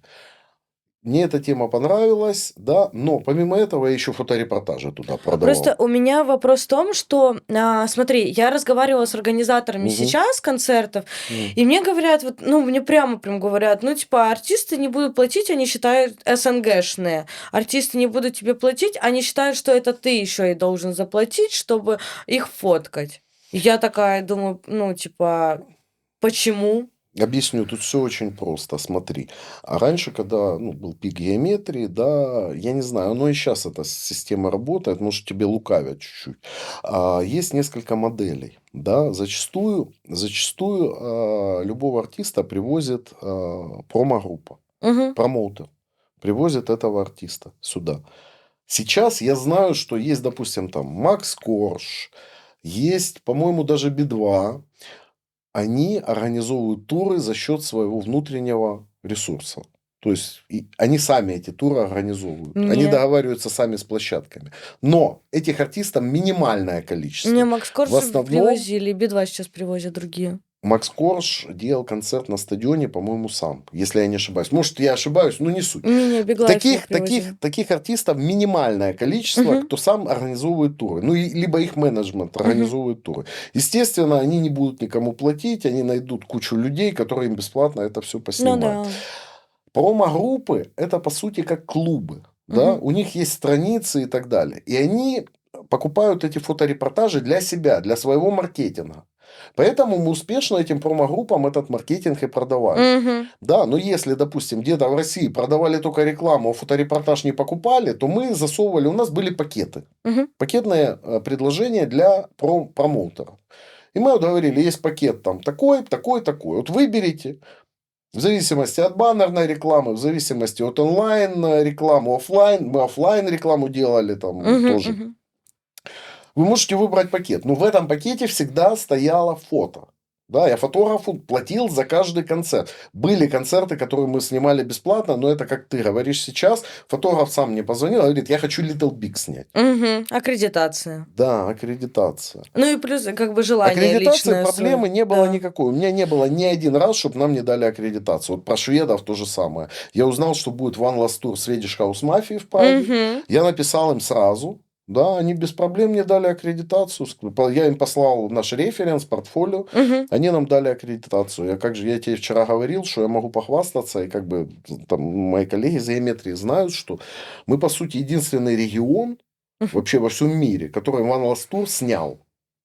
Потому что там были строгие правила съемки. Так. Пул журналистов, которые получили аккредитацию, фотожурналистов, вывели к сцене, которая была 10 метров вверх. И разрешили там находиться ровно 10 или 15 минут, Да, после вот эти чего 3 их вместе песни всех первые. собрали и вывели на улицу. Ага. Но мой фотограф, потому что это был фотокорреспондент, который работал в горячих точках, он с этой сумкой, с фотоаппаратом пролетел в зал и наснимал шведов. Нам писали потом как, мы говорили на телефон. Ага. Понятно. Ну, понятное дело, что там не на телефон, но никто же не может это Да. доказать, в принципе. Да, по поводу аккредитации никогда не было проблем. На пике нашей популярности нам даже United Music платила за рекламу. Это самая крупная компания по привозам в Чехии. Это компания, которая делает Sensation White, делала, Transmission до сих пор делают, да, и кучу там каких-то событий. Они нам платили, они сами обратились к нам, что мы готовы разместиться у вас там, да, и фото, и так Ну, это далее. вау, это и Да, у вообще. нас были с ними кроссы, кстати, классные. То есть, ну, представь, зачем мне деньги, да, хотя, когда я могу сделать такую просто популяризацию геометрии во всей O2-арене, на всех экранах будет висеть наш ролик геометрии. Я договаривался на Е. Sensation, показывали по экранам наш коротенький ролик. Да. Да, Реально? наряду с Сенсейшеном, Хайнекеном и Геометрией мы крутили в O2-арене, везде Я в шел шоке. ролик Геометрии, да. Ну, Вау. зачем мне деньги за такую Ну рекламу? да. У нас один Я- раз у нас реклама висела на Котве, на огромном Это то, что договорился ты, телевизоре. да? Ну да, там попались какие-то люди, я сразу понял, они чуть-чуть не шарят вообще во всем этом. А я им и продал, и они рекламу повесили. Ну, кстати, это тоже Ну немаловажная да. вещь. Договариваться. Нет, немаловажная вещь позиционирование бренда. Я очень строго за этим следил. Мгм. То есть я старался, чтобы нашего логотипа не было вот этих кладбищах логотипов, там внизу под плакатом где Ага. 50 логотипов, да. Если наш логотип был, то он был там официальным, да. То есть где-то вынесен вверху, да, Мгм. либо отдельно. То есть я за этим всем следил, да. Мгм. Мгм. То есть я не позволял, чтобы там бренд валялся на каждой помойке. К нам обращались люди, можно ваш логотип разместить. Было такое, Реально? да, да. Ну, потому что это очень Ну, это большая статусно реклама, было, это да, геометрия статусность. снимает, Слушай, ну да. геометрия вообще, я в шоке, как продержалась, вот сколько получается, ну, на таком пике прям долго держалась, сколько, 10 лет? Прям, ну, 15, ну да, 12, вот 10, именно 10 лет, 10 да. прям 10 такой лет мы прям. должны были отметить, да. Да, В это 2020 я, году. конечно, в шоке. Мы вчера затронули тему выгорания. Мгм. Многие с этим сталкиваются, многие опускают руки, но ты сказал мне про замыливание глаза, я тоже Да. об этом не думала, не задумывалась. Скажи мне, пожалуйста, Ну, расскажи. как я тебе вчера сказал, есть книга Биг Бедера «Любовь живет 3 года», да? Да. Точно так же и с фотографами. Большинство фотографов, 80% имеют свой жизненный путь. Мгм, мгм. Да, так скажем, как фотографа, чтобы это не звучало тривиально. Ребят, заканчиваю карьеру. То есть можно это все понять, и это нужно понимать. То есть у фотографа несколько путей, да, то есть Мгм. когда фотограф в таком сумасшедшем ритме 3 года снимает, да, к 3-му году у него начинает замыливаться глаз, у любого фотографа. Тут несколько путей. Либо этот фотограф, ты должен это чутко чувствовать, понимать и переводить его куда-то выше, да, или Мгм. говорить, чувак, ты вырос, ты должен идти куда-то, ну, повыше, да. Ну, ты уже нам сильно крут для нас, да. Это раз. Второе, этот фотограф зачастую уходил вообще из профессии. Ну, потому что ты устанешь. Это сумасшедшая работа. 3 года снимать по 5 репортажей за выходные, среди Не, недели ну это и очень, так далее. да. Либо, либо этот фотограф, ну, я не знаю, как бы оставался, да, и работал дальше. Да, были и Но такие все равно случаи. же Но уже ты ж уже не то. чувствовал, Ты да, что такой, типа, новички их поджимают, ну, да, да. Ну, то есть это такое. да. Ну, на каком-то этапе нас это уже сильно не волновало, да. Ну, просто, знаешь, я Да-да. понял жизнь, я понял, что это так работает. Слушай, то есть мне вот чисто в теории можно готовиться к тому, что сейчас уже чуть-чуть Слушай, а я не подходит знаю уже ни это, одного репортажника. который бы не выгорел. Да. Ну, нет таких. Ну, Но у меня было вот недавно, я стою на сцене, я фотографировала мероприятие, даже ребятам, своим организаторам сказала, я говорю, ребят, у меня, походу, пиздец, я, походу, выгорела. Я стою, а у меня чуть ли не слезы наворачиваются, я думаю, зачем я тут? Почему я тут вообще? Послушай, у меня есть, ну вот сейчас мы заговорили на эту тему, я начал рыться в голове и вспоминать. У меня есть фотографы, да, которые по сей день репортажку снимают. Ну, это как Саша, или как его зовут? Лёша? Нет, Антон О, Филоненко. Антон, да. Но опять же, Филоненко ты не загонишь за большие деньги снимать клубную тусовку. Ну, не знаю, Антон может и пойти за, ну, как Нет, бы который в Фуклабе сейчас. в Фуклабе Саша работает, но Вот, он не да. так долго Да, работает. он не Да, так долго? А он я не думала, так он долго. долго Нет, ну он долго, но не так долго. Да. Опять же, Я я поняла. тебе говорил во время нашей вчерашней встречи, что ну, как бы я встречал фотографов профессионалов. Мгм. Их 1% из 100. У меня прошло за эти годы порядка 300-400 фотографов через геометрию. Из них я, Жесть. наверное, скажу так, я видел 2-3 человека, это профи. Что значит профессионал? Это профессиональный фотограф. Это не Мгм. значит, что это сушист или там это программист, утром, а вечером фотограф. Это профессиональный фотограф, который живет фотографией. Мгм. Я таких людей встречал пару человек. Вау. Пару человек вот я видел. Да. Блин, ну, в Остальные, профессионализм ну, это же входит не только съемка, а вот это вот, о чем мы говорили с тобой, общение, вот это вот все получается, да? естественно, ну, я бы тут не путал, как бы, это профессионал для геометрии, назовем. Мгм. Профессиональный фотограф, на мой взгляд, это человек, который живет за идею. Ага, Да, деньги, окей. окей. Да, большие деньги, окей. Но это идейный человек, который этим зарабатывает на жизнь. Мгм, мгм. Профессион де фуа. Да, то Окей. есть, Да. то есть так. Давай закончим тему выгорания. Я Мгм. хочу, потому что это такая, типа, плачевная тема для очень многих Не плачь, у тебя творческих еще людей. много времени. Ок. Все будет хорошо. Хорошо, я тебе поверю. В общем, как выйти вообще из этого? У вас же по-любому были, ну, за столько-то лет были именно постоянные вот как бы фотографы или Да. не фотографы, которые выгорали, приходили к вам, все, я не могу, я не Нет, хочу. они так не говорили. Оно было видно уже по настроению этих Да? людей. Я Да. просто У могу них сказать. пропадал интерес к съемке. Я знаю просто все этапы этого выгорания. Сначала ты видишь по фотографиям. По фотографиям, что у человека пропадает интерес к съемке. Это Мгм. видно на фото. Это раз. Второе. Потом этот человек, там, ну, если раньше там, он брал 5 заказов за вечер, он сейчас говорит, я не хочу туда идти. Потом уже становился вопрос ребром про деньги. Мгм. Да. И этот человек потихоньку сливался. Да. Ну Это да. уже был звонок. Да. Что пора Да. уже как-то. Да, то есть человеку пора переходить на, знаешь, как говорят в спорте, там, в футболе, если человек много разговаривает на поле, то ему пора переходить на тренерскую работу. Вот так вот и происходило с фотографом. Окей.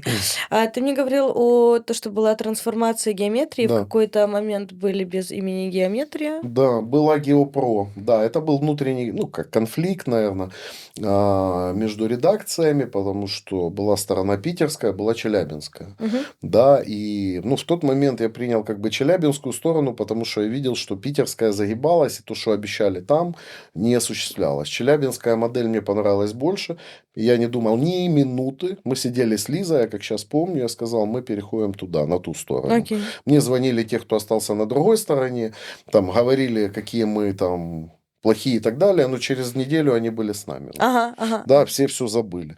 Но, опять же, потом геометрия опять стала геометрией, Геопро стала геометрией, поскольку челябинские ребята выкупили А ты ты бренд. вот это Да. вот все время, ты до сих пор платишь Я франшизу? сейчас не плачу франшизу, постольку, потому что я не перевожу деньги в Россию. Ага. Ну, во-первых, это запрещено, Ну насколько да, я знаю, да. да. То есть у меня были там, мне звонили, там говорили, что можно в крипте, я сказал, я ничего платить не буду. Но Хотите, вы закрывайте вы сайт. как бы, ну да, вы как Да, бы но, этот слава богу, там а сайт-домен вы как бы платили или как это вообще у вас, договор работало? коммерческой концессии. Мне передают права, я подписывал договор, у меня есть договор, да, то есть мне передают права на редакционную деятельность, Ага. контролируемую. Окей. Были люди, которые в себя верили за эти все годы, Были которые люди, которые начинали... считали, что геометрия приносится сумасшедшие бабки, и надо туда влетать в этот бизнес. Тем более куча сайтов клонов появилась. Да, то есть и взять франшизу там условного, там, я не знаю, там, я даже не помню, какие эти Слушай, сайты. я ни одного сайта не Куча знаю, открывалась, который... заканчивалось это зачастую двумя неделями работы. Все это закрывалось. Послушай, тут не надо много говорить, посмотри сейчас на рынок, никто ничего не открыл. Ну да, нету. Я ж говорю, Ниша пуста. Бизнес сложный. Я как бы говорю сразу. Если завтра придет человек ко мне и скажет, слушай, я хочу заниматься геометрией. Мгм. Если я увижу в этом человеке как бы чистый посыл, без проблем. Я сделаю все, чтобы у него получилось, да. То есть я Мгм. могу передать. Ну, естественно, не Окей. бесплатно. Ну, это Ну, договоримся, естественно. да. Ну, ниша пуста, открывайте, Слушай, мне раз все кажется, думали. Да. что у ребенка, когда есть первый папа, то второй папа или мама, он все равно не сделает уже и не оживит то, что сделал первый папа, как будто бы. Заблуждение. Да? Ты Это думаешь? Мне заблуждение, да. кажется, что... Этот человек сделает успешно, но пойдет другим путем. Путей много. Но сейчас очень перенасыщен рынок настолько сильно, что мне кажется, что это почти вообще невозможно. Именно на восстановление геометрии понадобится, лет 5, мне кажется. Геометрия жуба. Я имею в виду до того уровня, на который она была, допустим, 5 Да, 5 лет лет. назад. Да, я думаю, 5 лет Вот те 5 понадобится. лет, Да. которые вот Это сейчас мы сумасшедший сидим. объем работы. Это надо ходить по заведениям, надо доказывать, что вы нужны. Да, надо продать. Начнем с того, что продать. У Да, меня продай ощущение мне эту сейчас, ручку. знаешь, просто вот здесь просто разместить вот так вот курс от геометрии, покупайте онлайн. Без проблем. Да, сделаю. Конечно, легко сделаю. Продашь меня, я сделаю курс. Будем с тобой Вы- вместе делить. Да, вообще, бизнес. Мы уже Вообще. настроили этот контакт. Не Нет, вопрос. деньги нужно делать со всего, правильно. Я Ну, как со всегда. всего? Давай Ну, не будем со всего. почти. Но это не о том, о чем ты подумала.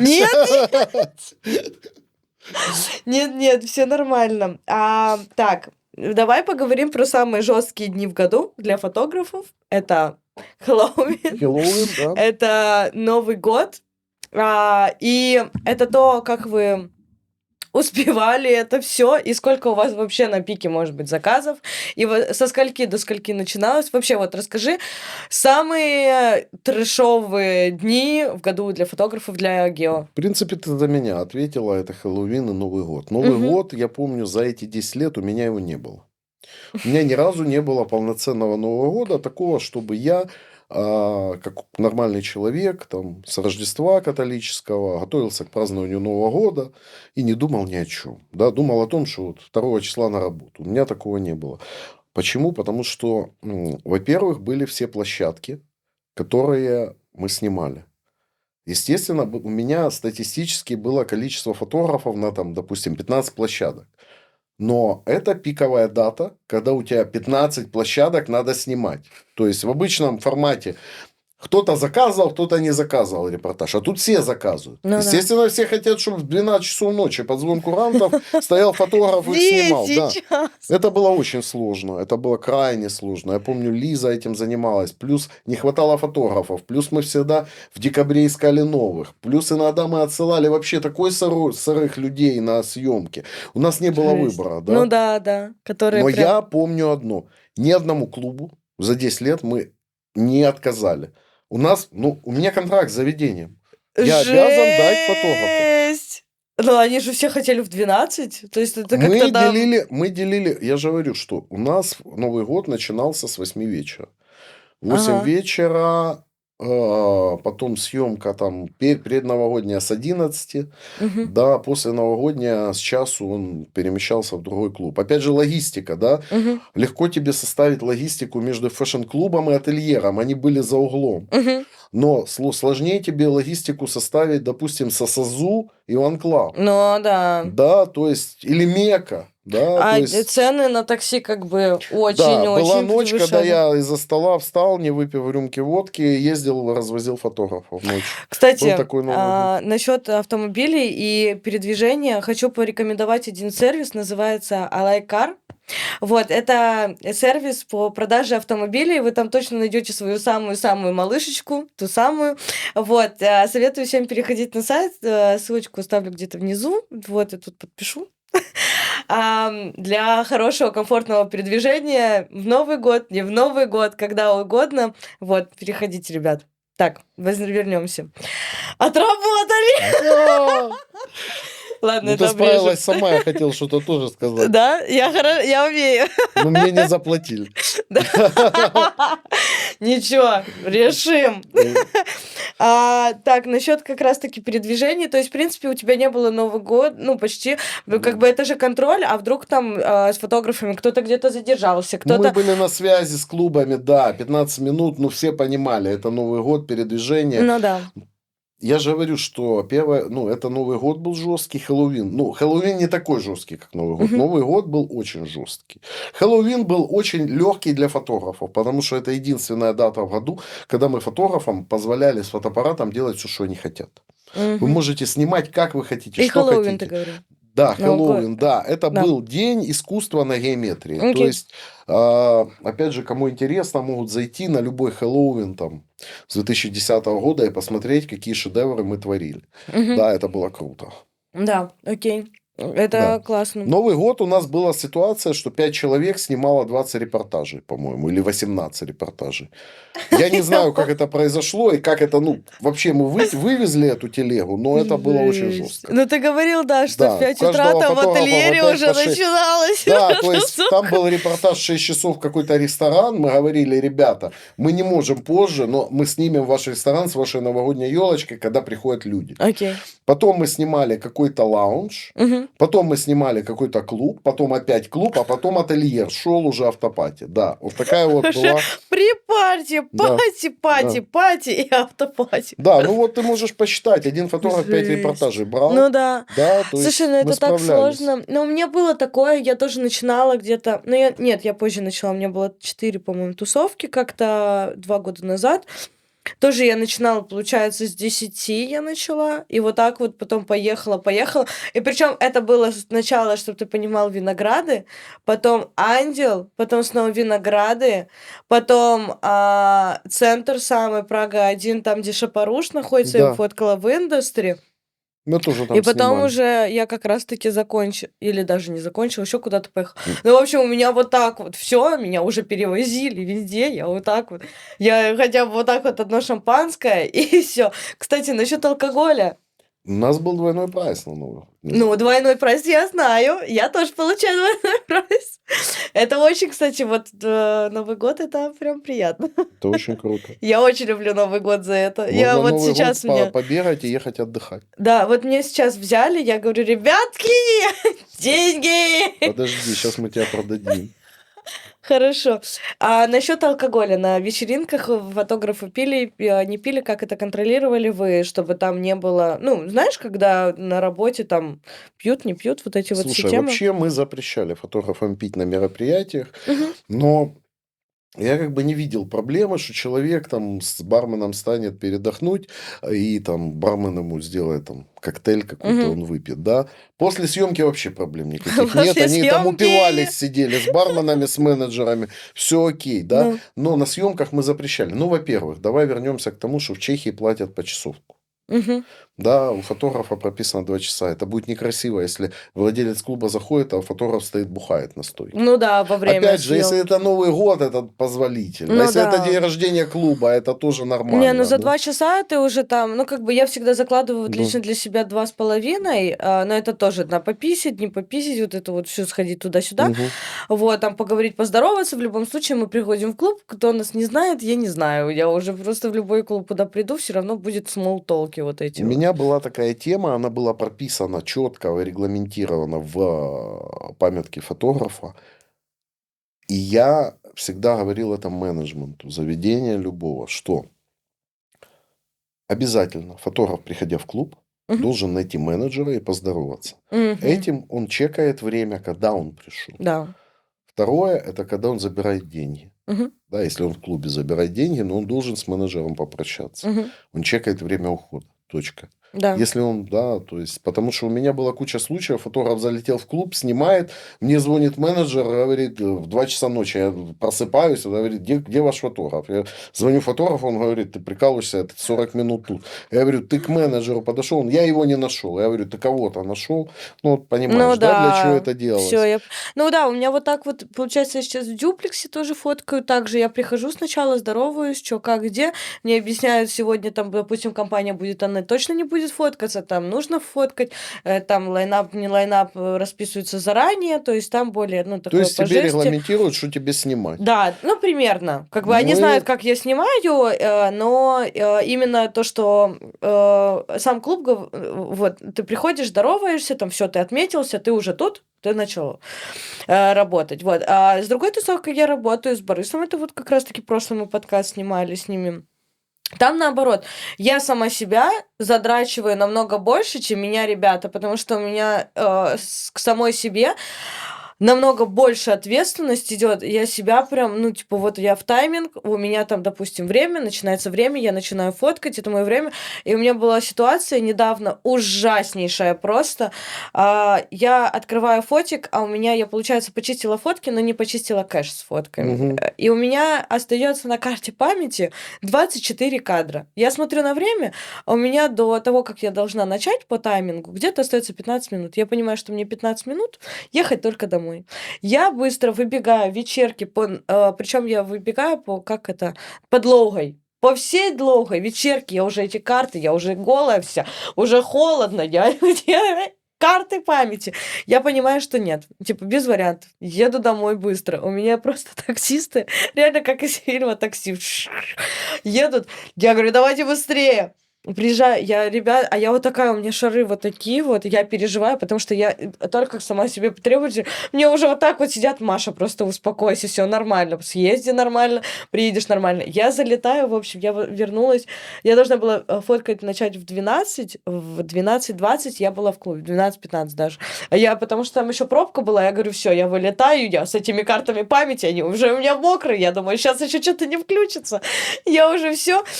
Я залетаю, камеру быстро в руки, начинаю идти фоткать, потом уже только подхожу. Маш, ты нормальная? Я говорю, я просто очень требовательная к себе. И то есть, да, я понимаю, что вот эти вот моменты, когда вот этот вот есть тайминг. Вы, кстати, ругались за тайминг, опоздание, не опоздание? Да, ругали, конечно, но Да? это некрасиво. Я понимаю, если фотограф едет со съемки, у него очень короткое время, это одно, да. Но Ну, вот естественно, у именно... нас были случаи, когда фотографы не приходили на съемки. Да, ну, мало ли там напился или там, ну, не пришел фотограф на съемку, но мы это все очень, смотри, это все очень легко было решить. Мгм. Да, в этот же момент, поскольку мы просто, Выходом. у нас была логистика, Лиза знала о логистике фотографов, у кого Мгм. какие съемки. Допустим, кто-то заканчивал в другом клубе, мы переставляли на этот, говорили, извините, фотограф там заболел, подойдет другой через 15 минут. Ага, Да, то вот есть у так нас, вот. То да, есть у нас было... просто логистика была расписана между заведениями, и мы знали, кто там может подстраховать, да. Вообще мы в одно время как бы страховались, да, всегда был фотограф, который мог подстраховать другого. Ага. Опять же, клубы иногда вспоминали, что им нужен фотограф за 15 минут перед Ой, это съемкой. моя любимая Это, тема. это постоянная тема. Вот та тема, от которой ты говоришь в дуплексе, я только замечу, что тебе говорят, что снимать. У нас не было никогда двух вещей. Первое, что нам говорили, что снимать. Мгм. Да, и это не Они приветственно. не говорят, что снимать, они дают лайнап диджеев, Да, во не, сколько это лайнап все это нормально, начинается. гармонограмм, события, это все И окей. как бы вот эти вот шоу, ну, понятное шоу, там типа шот-шоу, там еще какие-то, это все равно нужно снять. Но то, что как бы, как людей, меня единственное, что меня попросили, почему меня больше взяли, я не фоткаю с кругом, кстати, я про круг хочу с тобой поговорить, я не фоткаю с кругом, а я фоткаю со вспышкой, меня попросили фоткать на вспышку, и как бы это успешно получается в дюплексе у меня, поэтому, наверное, вот так. Ну, кстати, много сейчас Кстати, с кругом мы фотографов, с дюплекса начинали. Первая да? наша съемка была в дюплексе с кругом. Смотри, я просто продолжу. Нам Мгм. никогда не... Ну, две вещи. Первое, я никогда не слушал, и ну, нам никто не навязывал мнение, как что снимать. Мгм. Это раз. Второе, мы никогда не давали исходники. Никому. Ну, Никогда не правильно. предоставляли исходники. У нас было правило. Исходники мы не даем. Скажи мне, пожалуйста, фразу, которую ты говорил, то, что тебе звонила криминалка. Да, звонила криминалка раз в год, стабильно.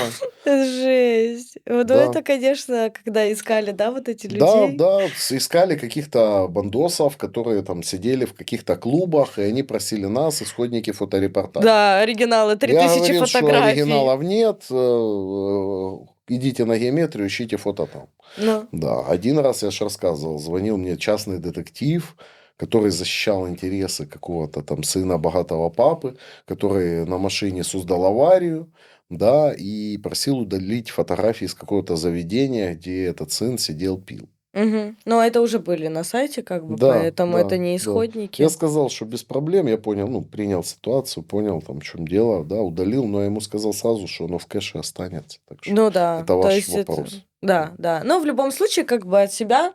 Вот, а вот если девушки там писали, которые некрасиво получились, вы удаляли? Естественно, по Да? первому У требованию, вас если как мы бы видели контроль эти этого шел. сообщения, Мгм. никогда никаких проблем не возникало. Если человек просил удалить его фотографию, она просто скрывалась. Мгм. Да, этим занимался. У меня была кнопка, у Лизы была кнопка. Я сам мониторил там соцсети геометрии, если кто-то писал, да. Мгм.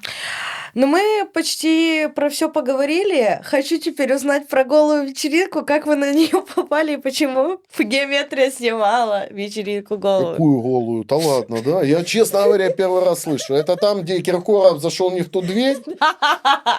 Ну, примерно. Слушай, хороший вопрос. Я не подготовлен к этому вопросу. Я не знаю, как геометрия попала, но я не вижу в этом ничего А предосудительного. это, Я тебе объясню, подожди, нет, я почему. не про Киркорова. А Киркорова тоже там, где этот, голую вечеринку тоже Киркоров? Ивлеевой? Ну, Да. естественно, Киркоров же сказал, Не, я зашел не в нет, ту дверь. а Геометрия тоже ее снимала? Так а ты за какую голую Нет, я вечеринку? тебе говорю про этого, скажи мне, Санктум? да. Слушай, ну Ну, да, мы Санкту-то. снимали...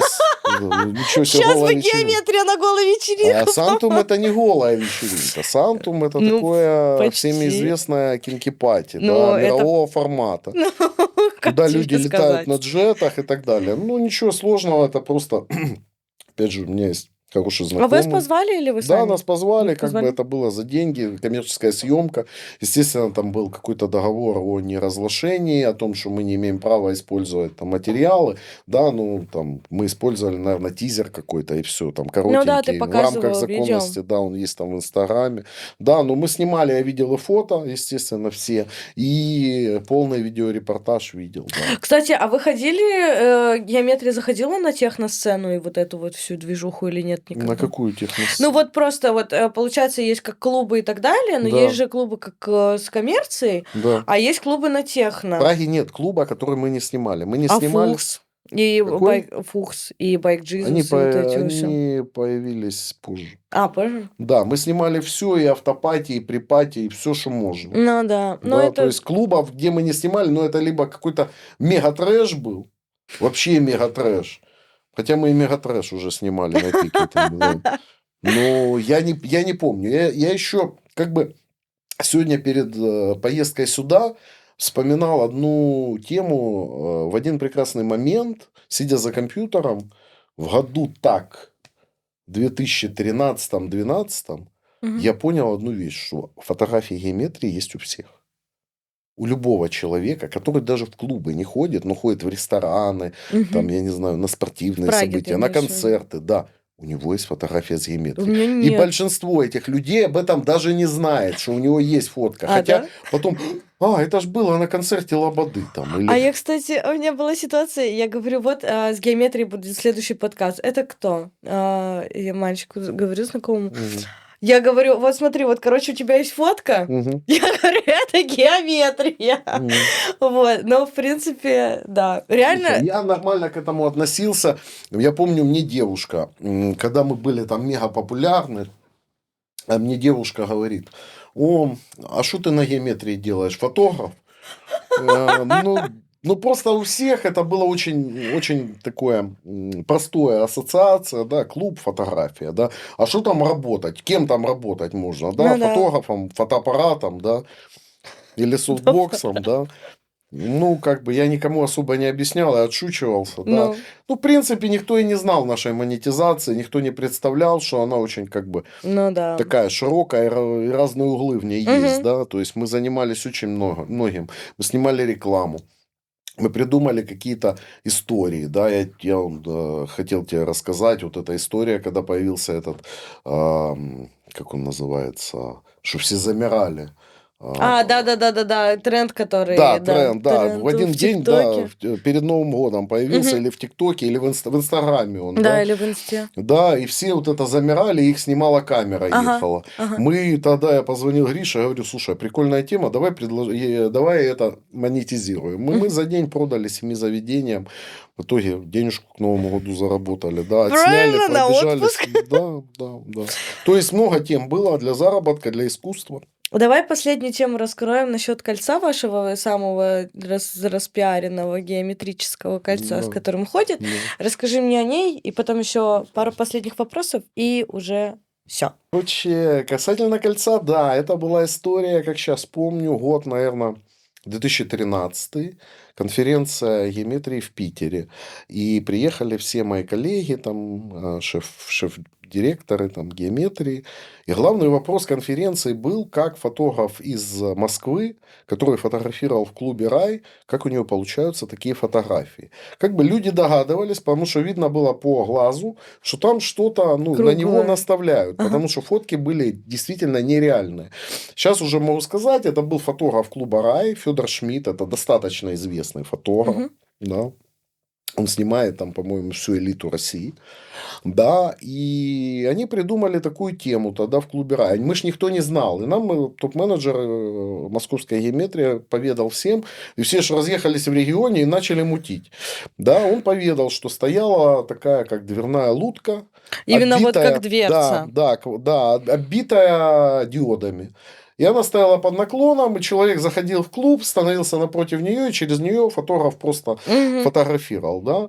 Наши пошли дальше. Я помню, Влад Зюба, Маракеш, я не знаю, знаешь М-м-м. ты фотографа. Он придумал кольцо. Это, да, он, как не придумал, но они уже, наши фотографы, там между собой общались. Он придумал кольцо из обруча, просто На надел, да. обруч. И мы начали первые здесь снимать это. Это было очень круто. Это был экспириенс такой, это было, это клуб, когда ты заходишь, никто ж не знал, что это.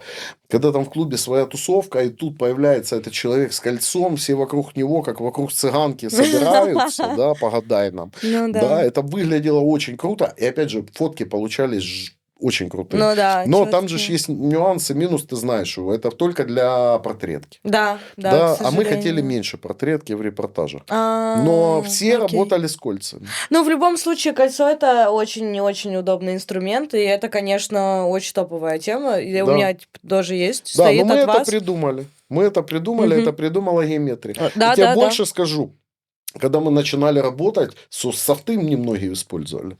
В Чехии же вообще колхоз. Все ходили с этими вспышками. Ну, это понятно, они с газет, что им там фотать. Но выносные софты, да, то есть у нас девочки ходили с этими, я не знаю, как они держали, у них руки не... Я не... Да, то есть они ходили с этими палками. Это как стоишь в зале на концерте в СССУ и плывет Я подводная лодка вообще не через зал. понимаю. Ну да, Да, это это, было конечно, тяжело. У них у всех тяжело. бицуха была, как у Шварца. Спасибо вам за кольцо.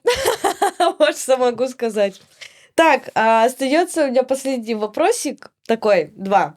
Могла бы я стать частью геометрии? Вот, потому что ты видел, потому как ты видишь меня. Вот, если бы меня вот, допустим, есть геометрия, я такая вот Маша, сейчас выпишу геометрия. Я думаю, смотри, мы вчера говорили чуть-чуть, ты бы стала. Мгм. Однозначно ты бы стала, потому что мне бы донесла, там, допустим, Лиза, сказала, есть фотограф.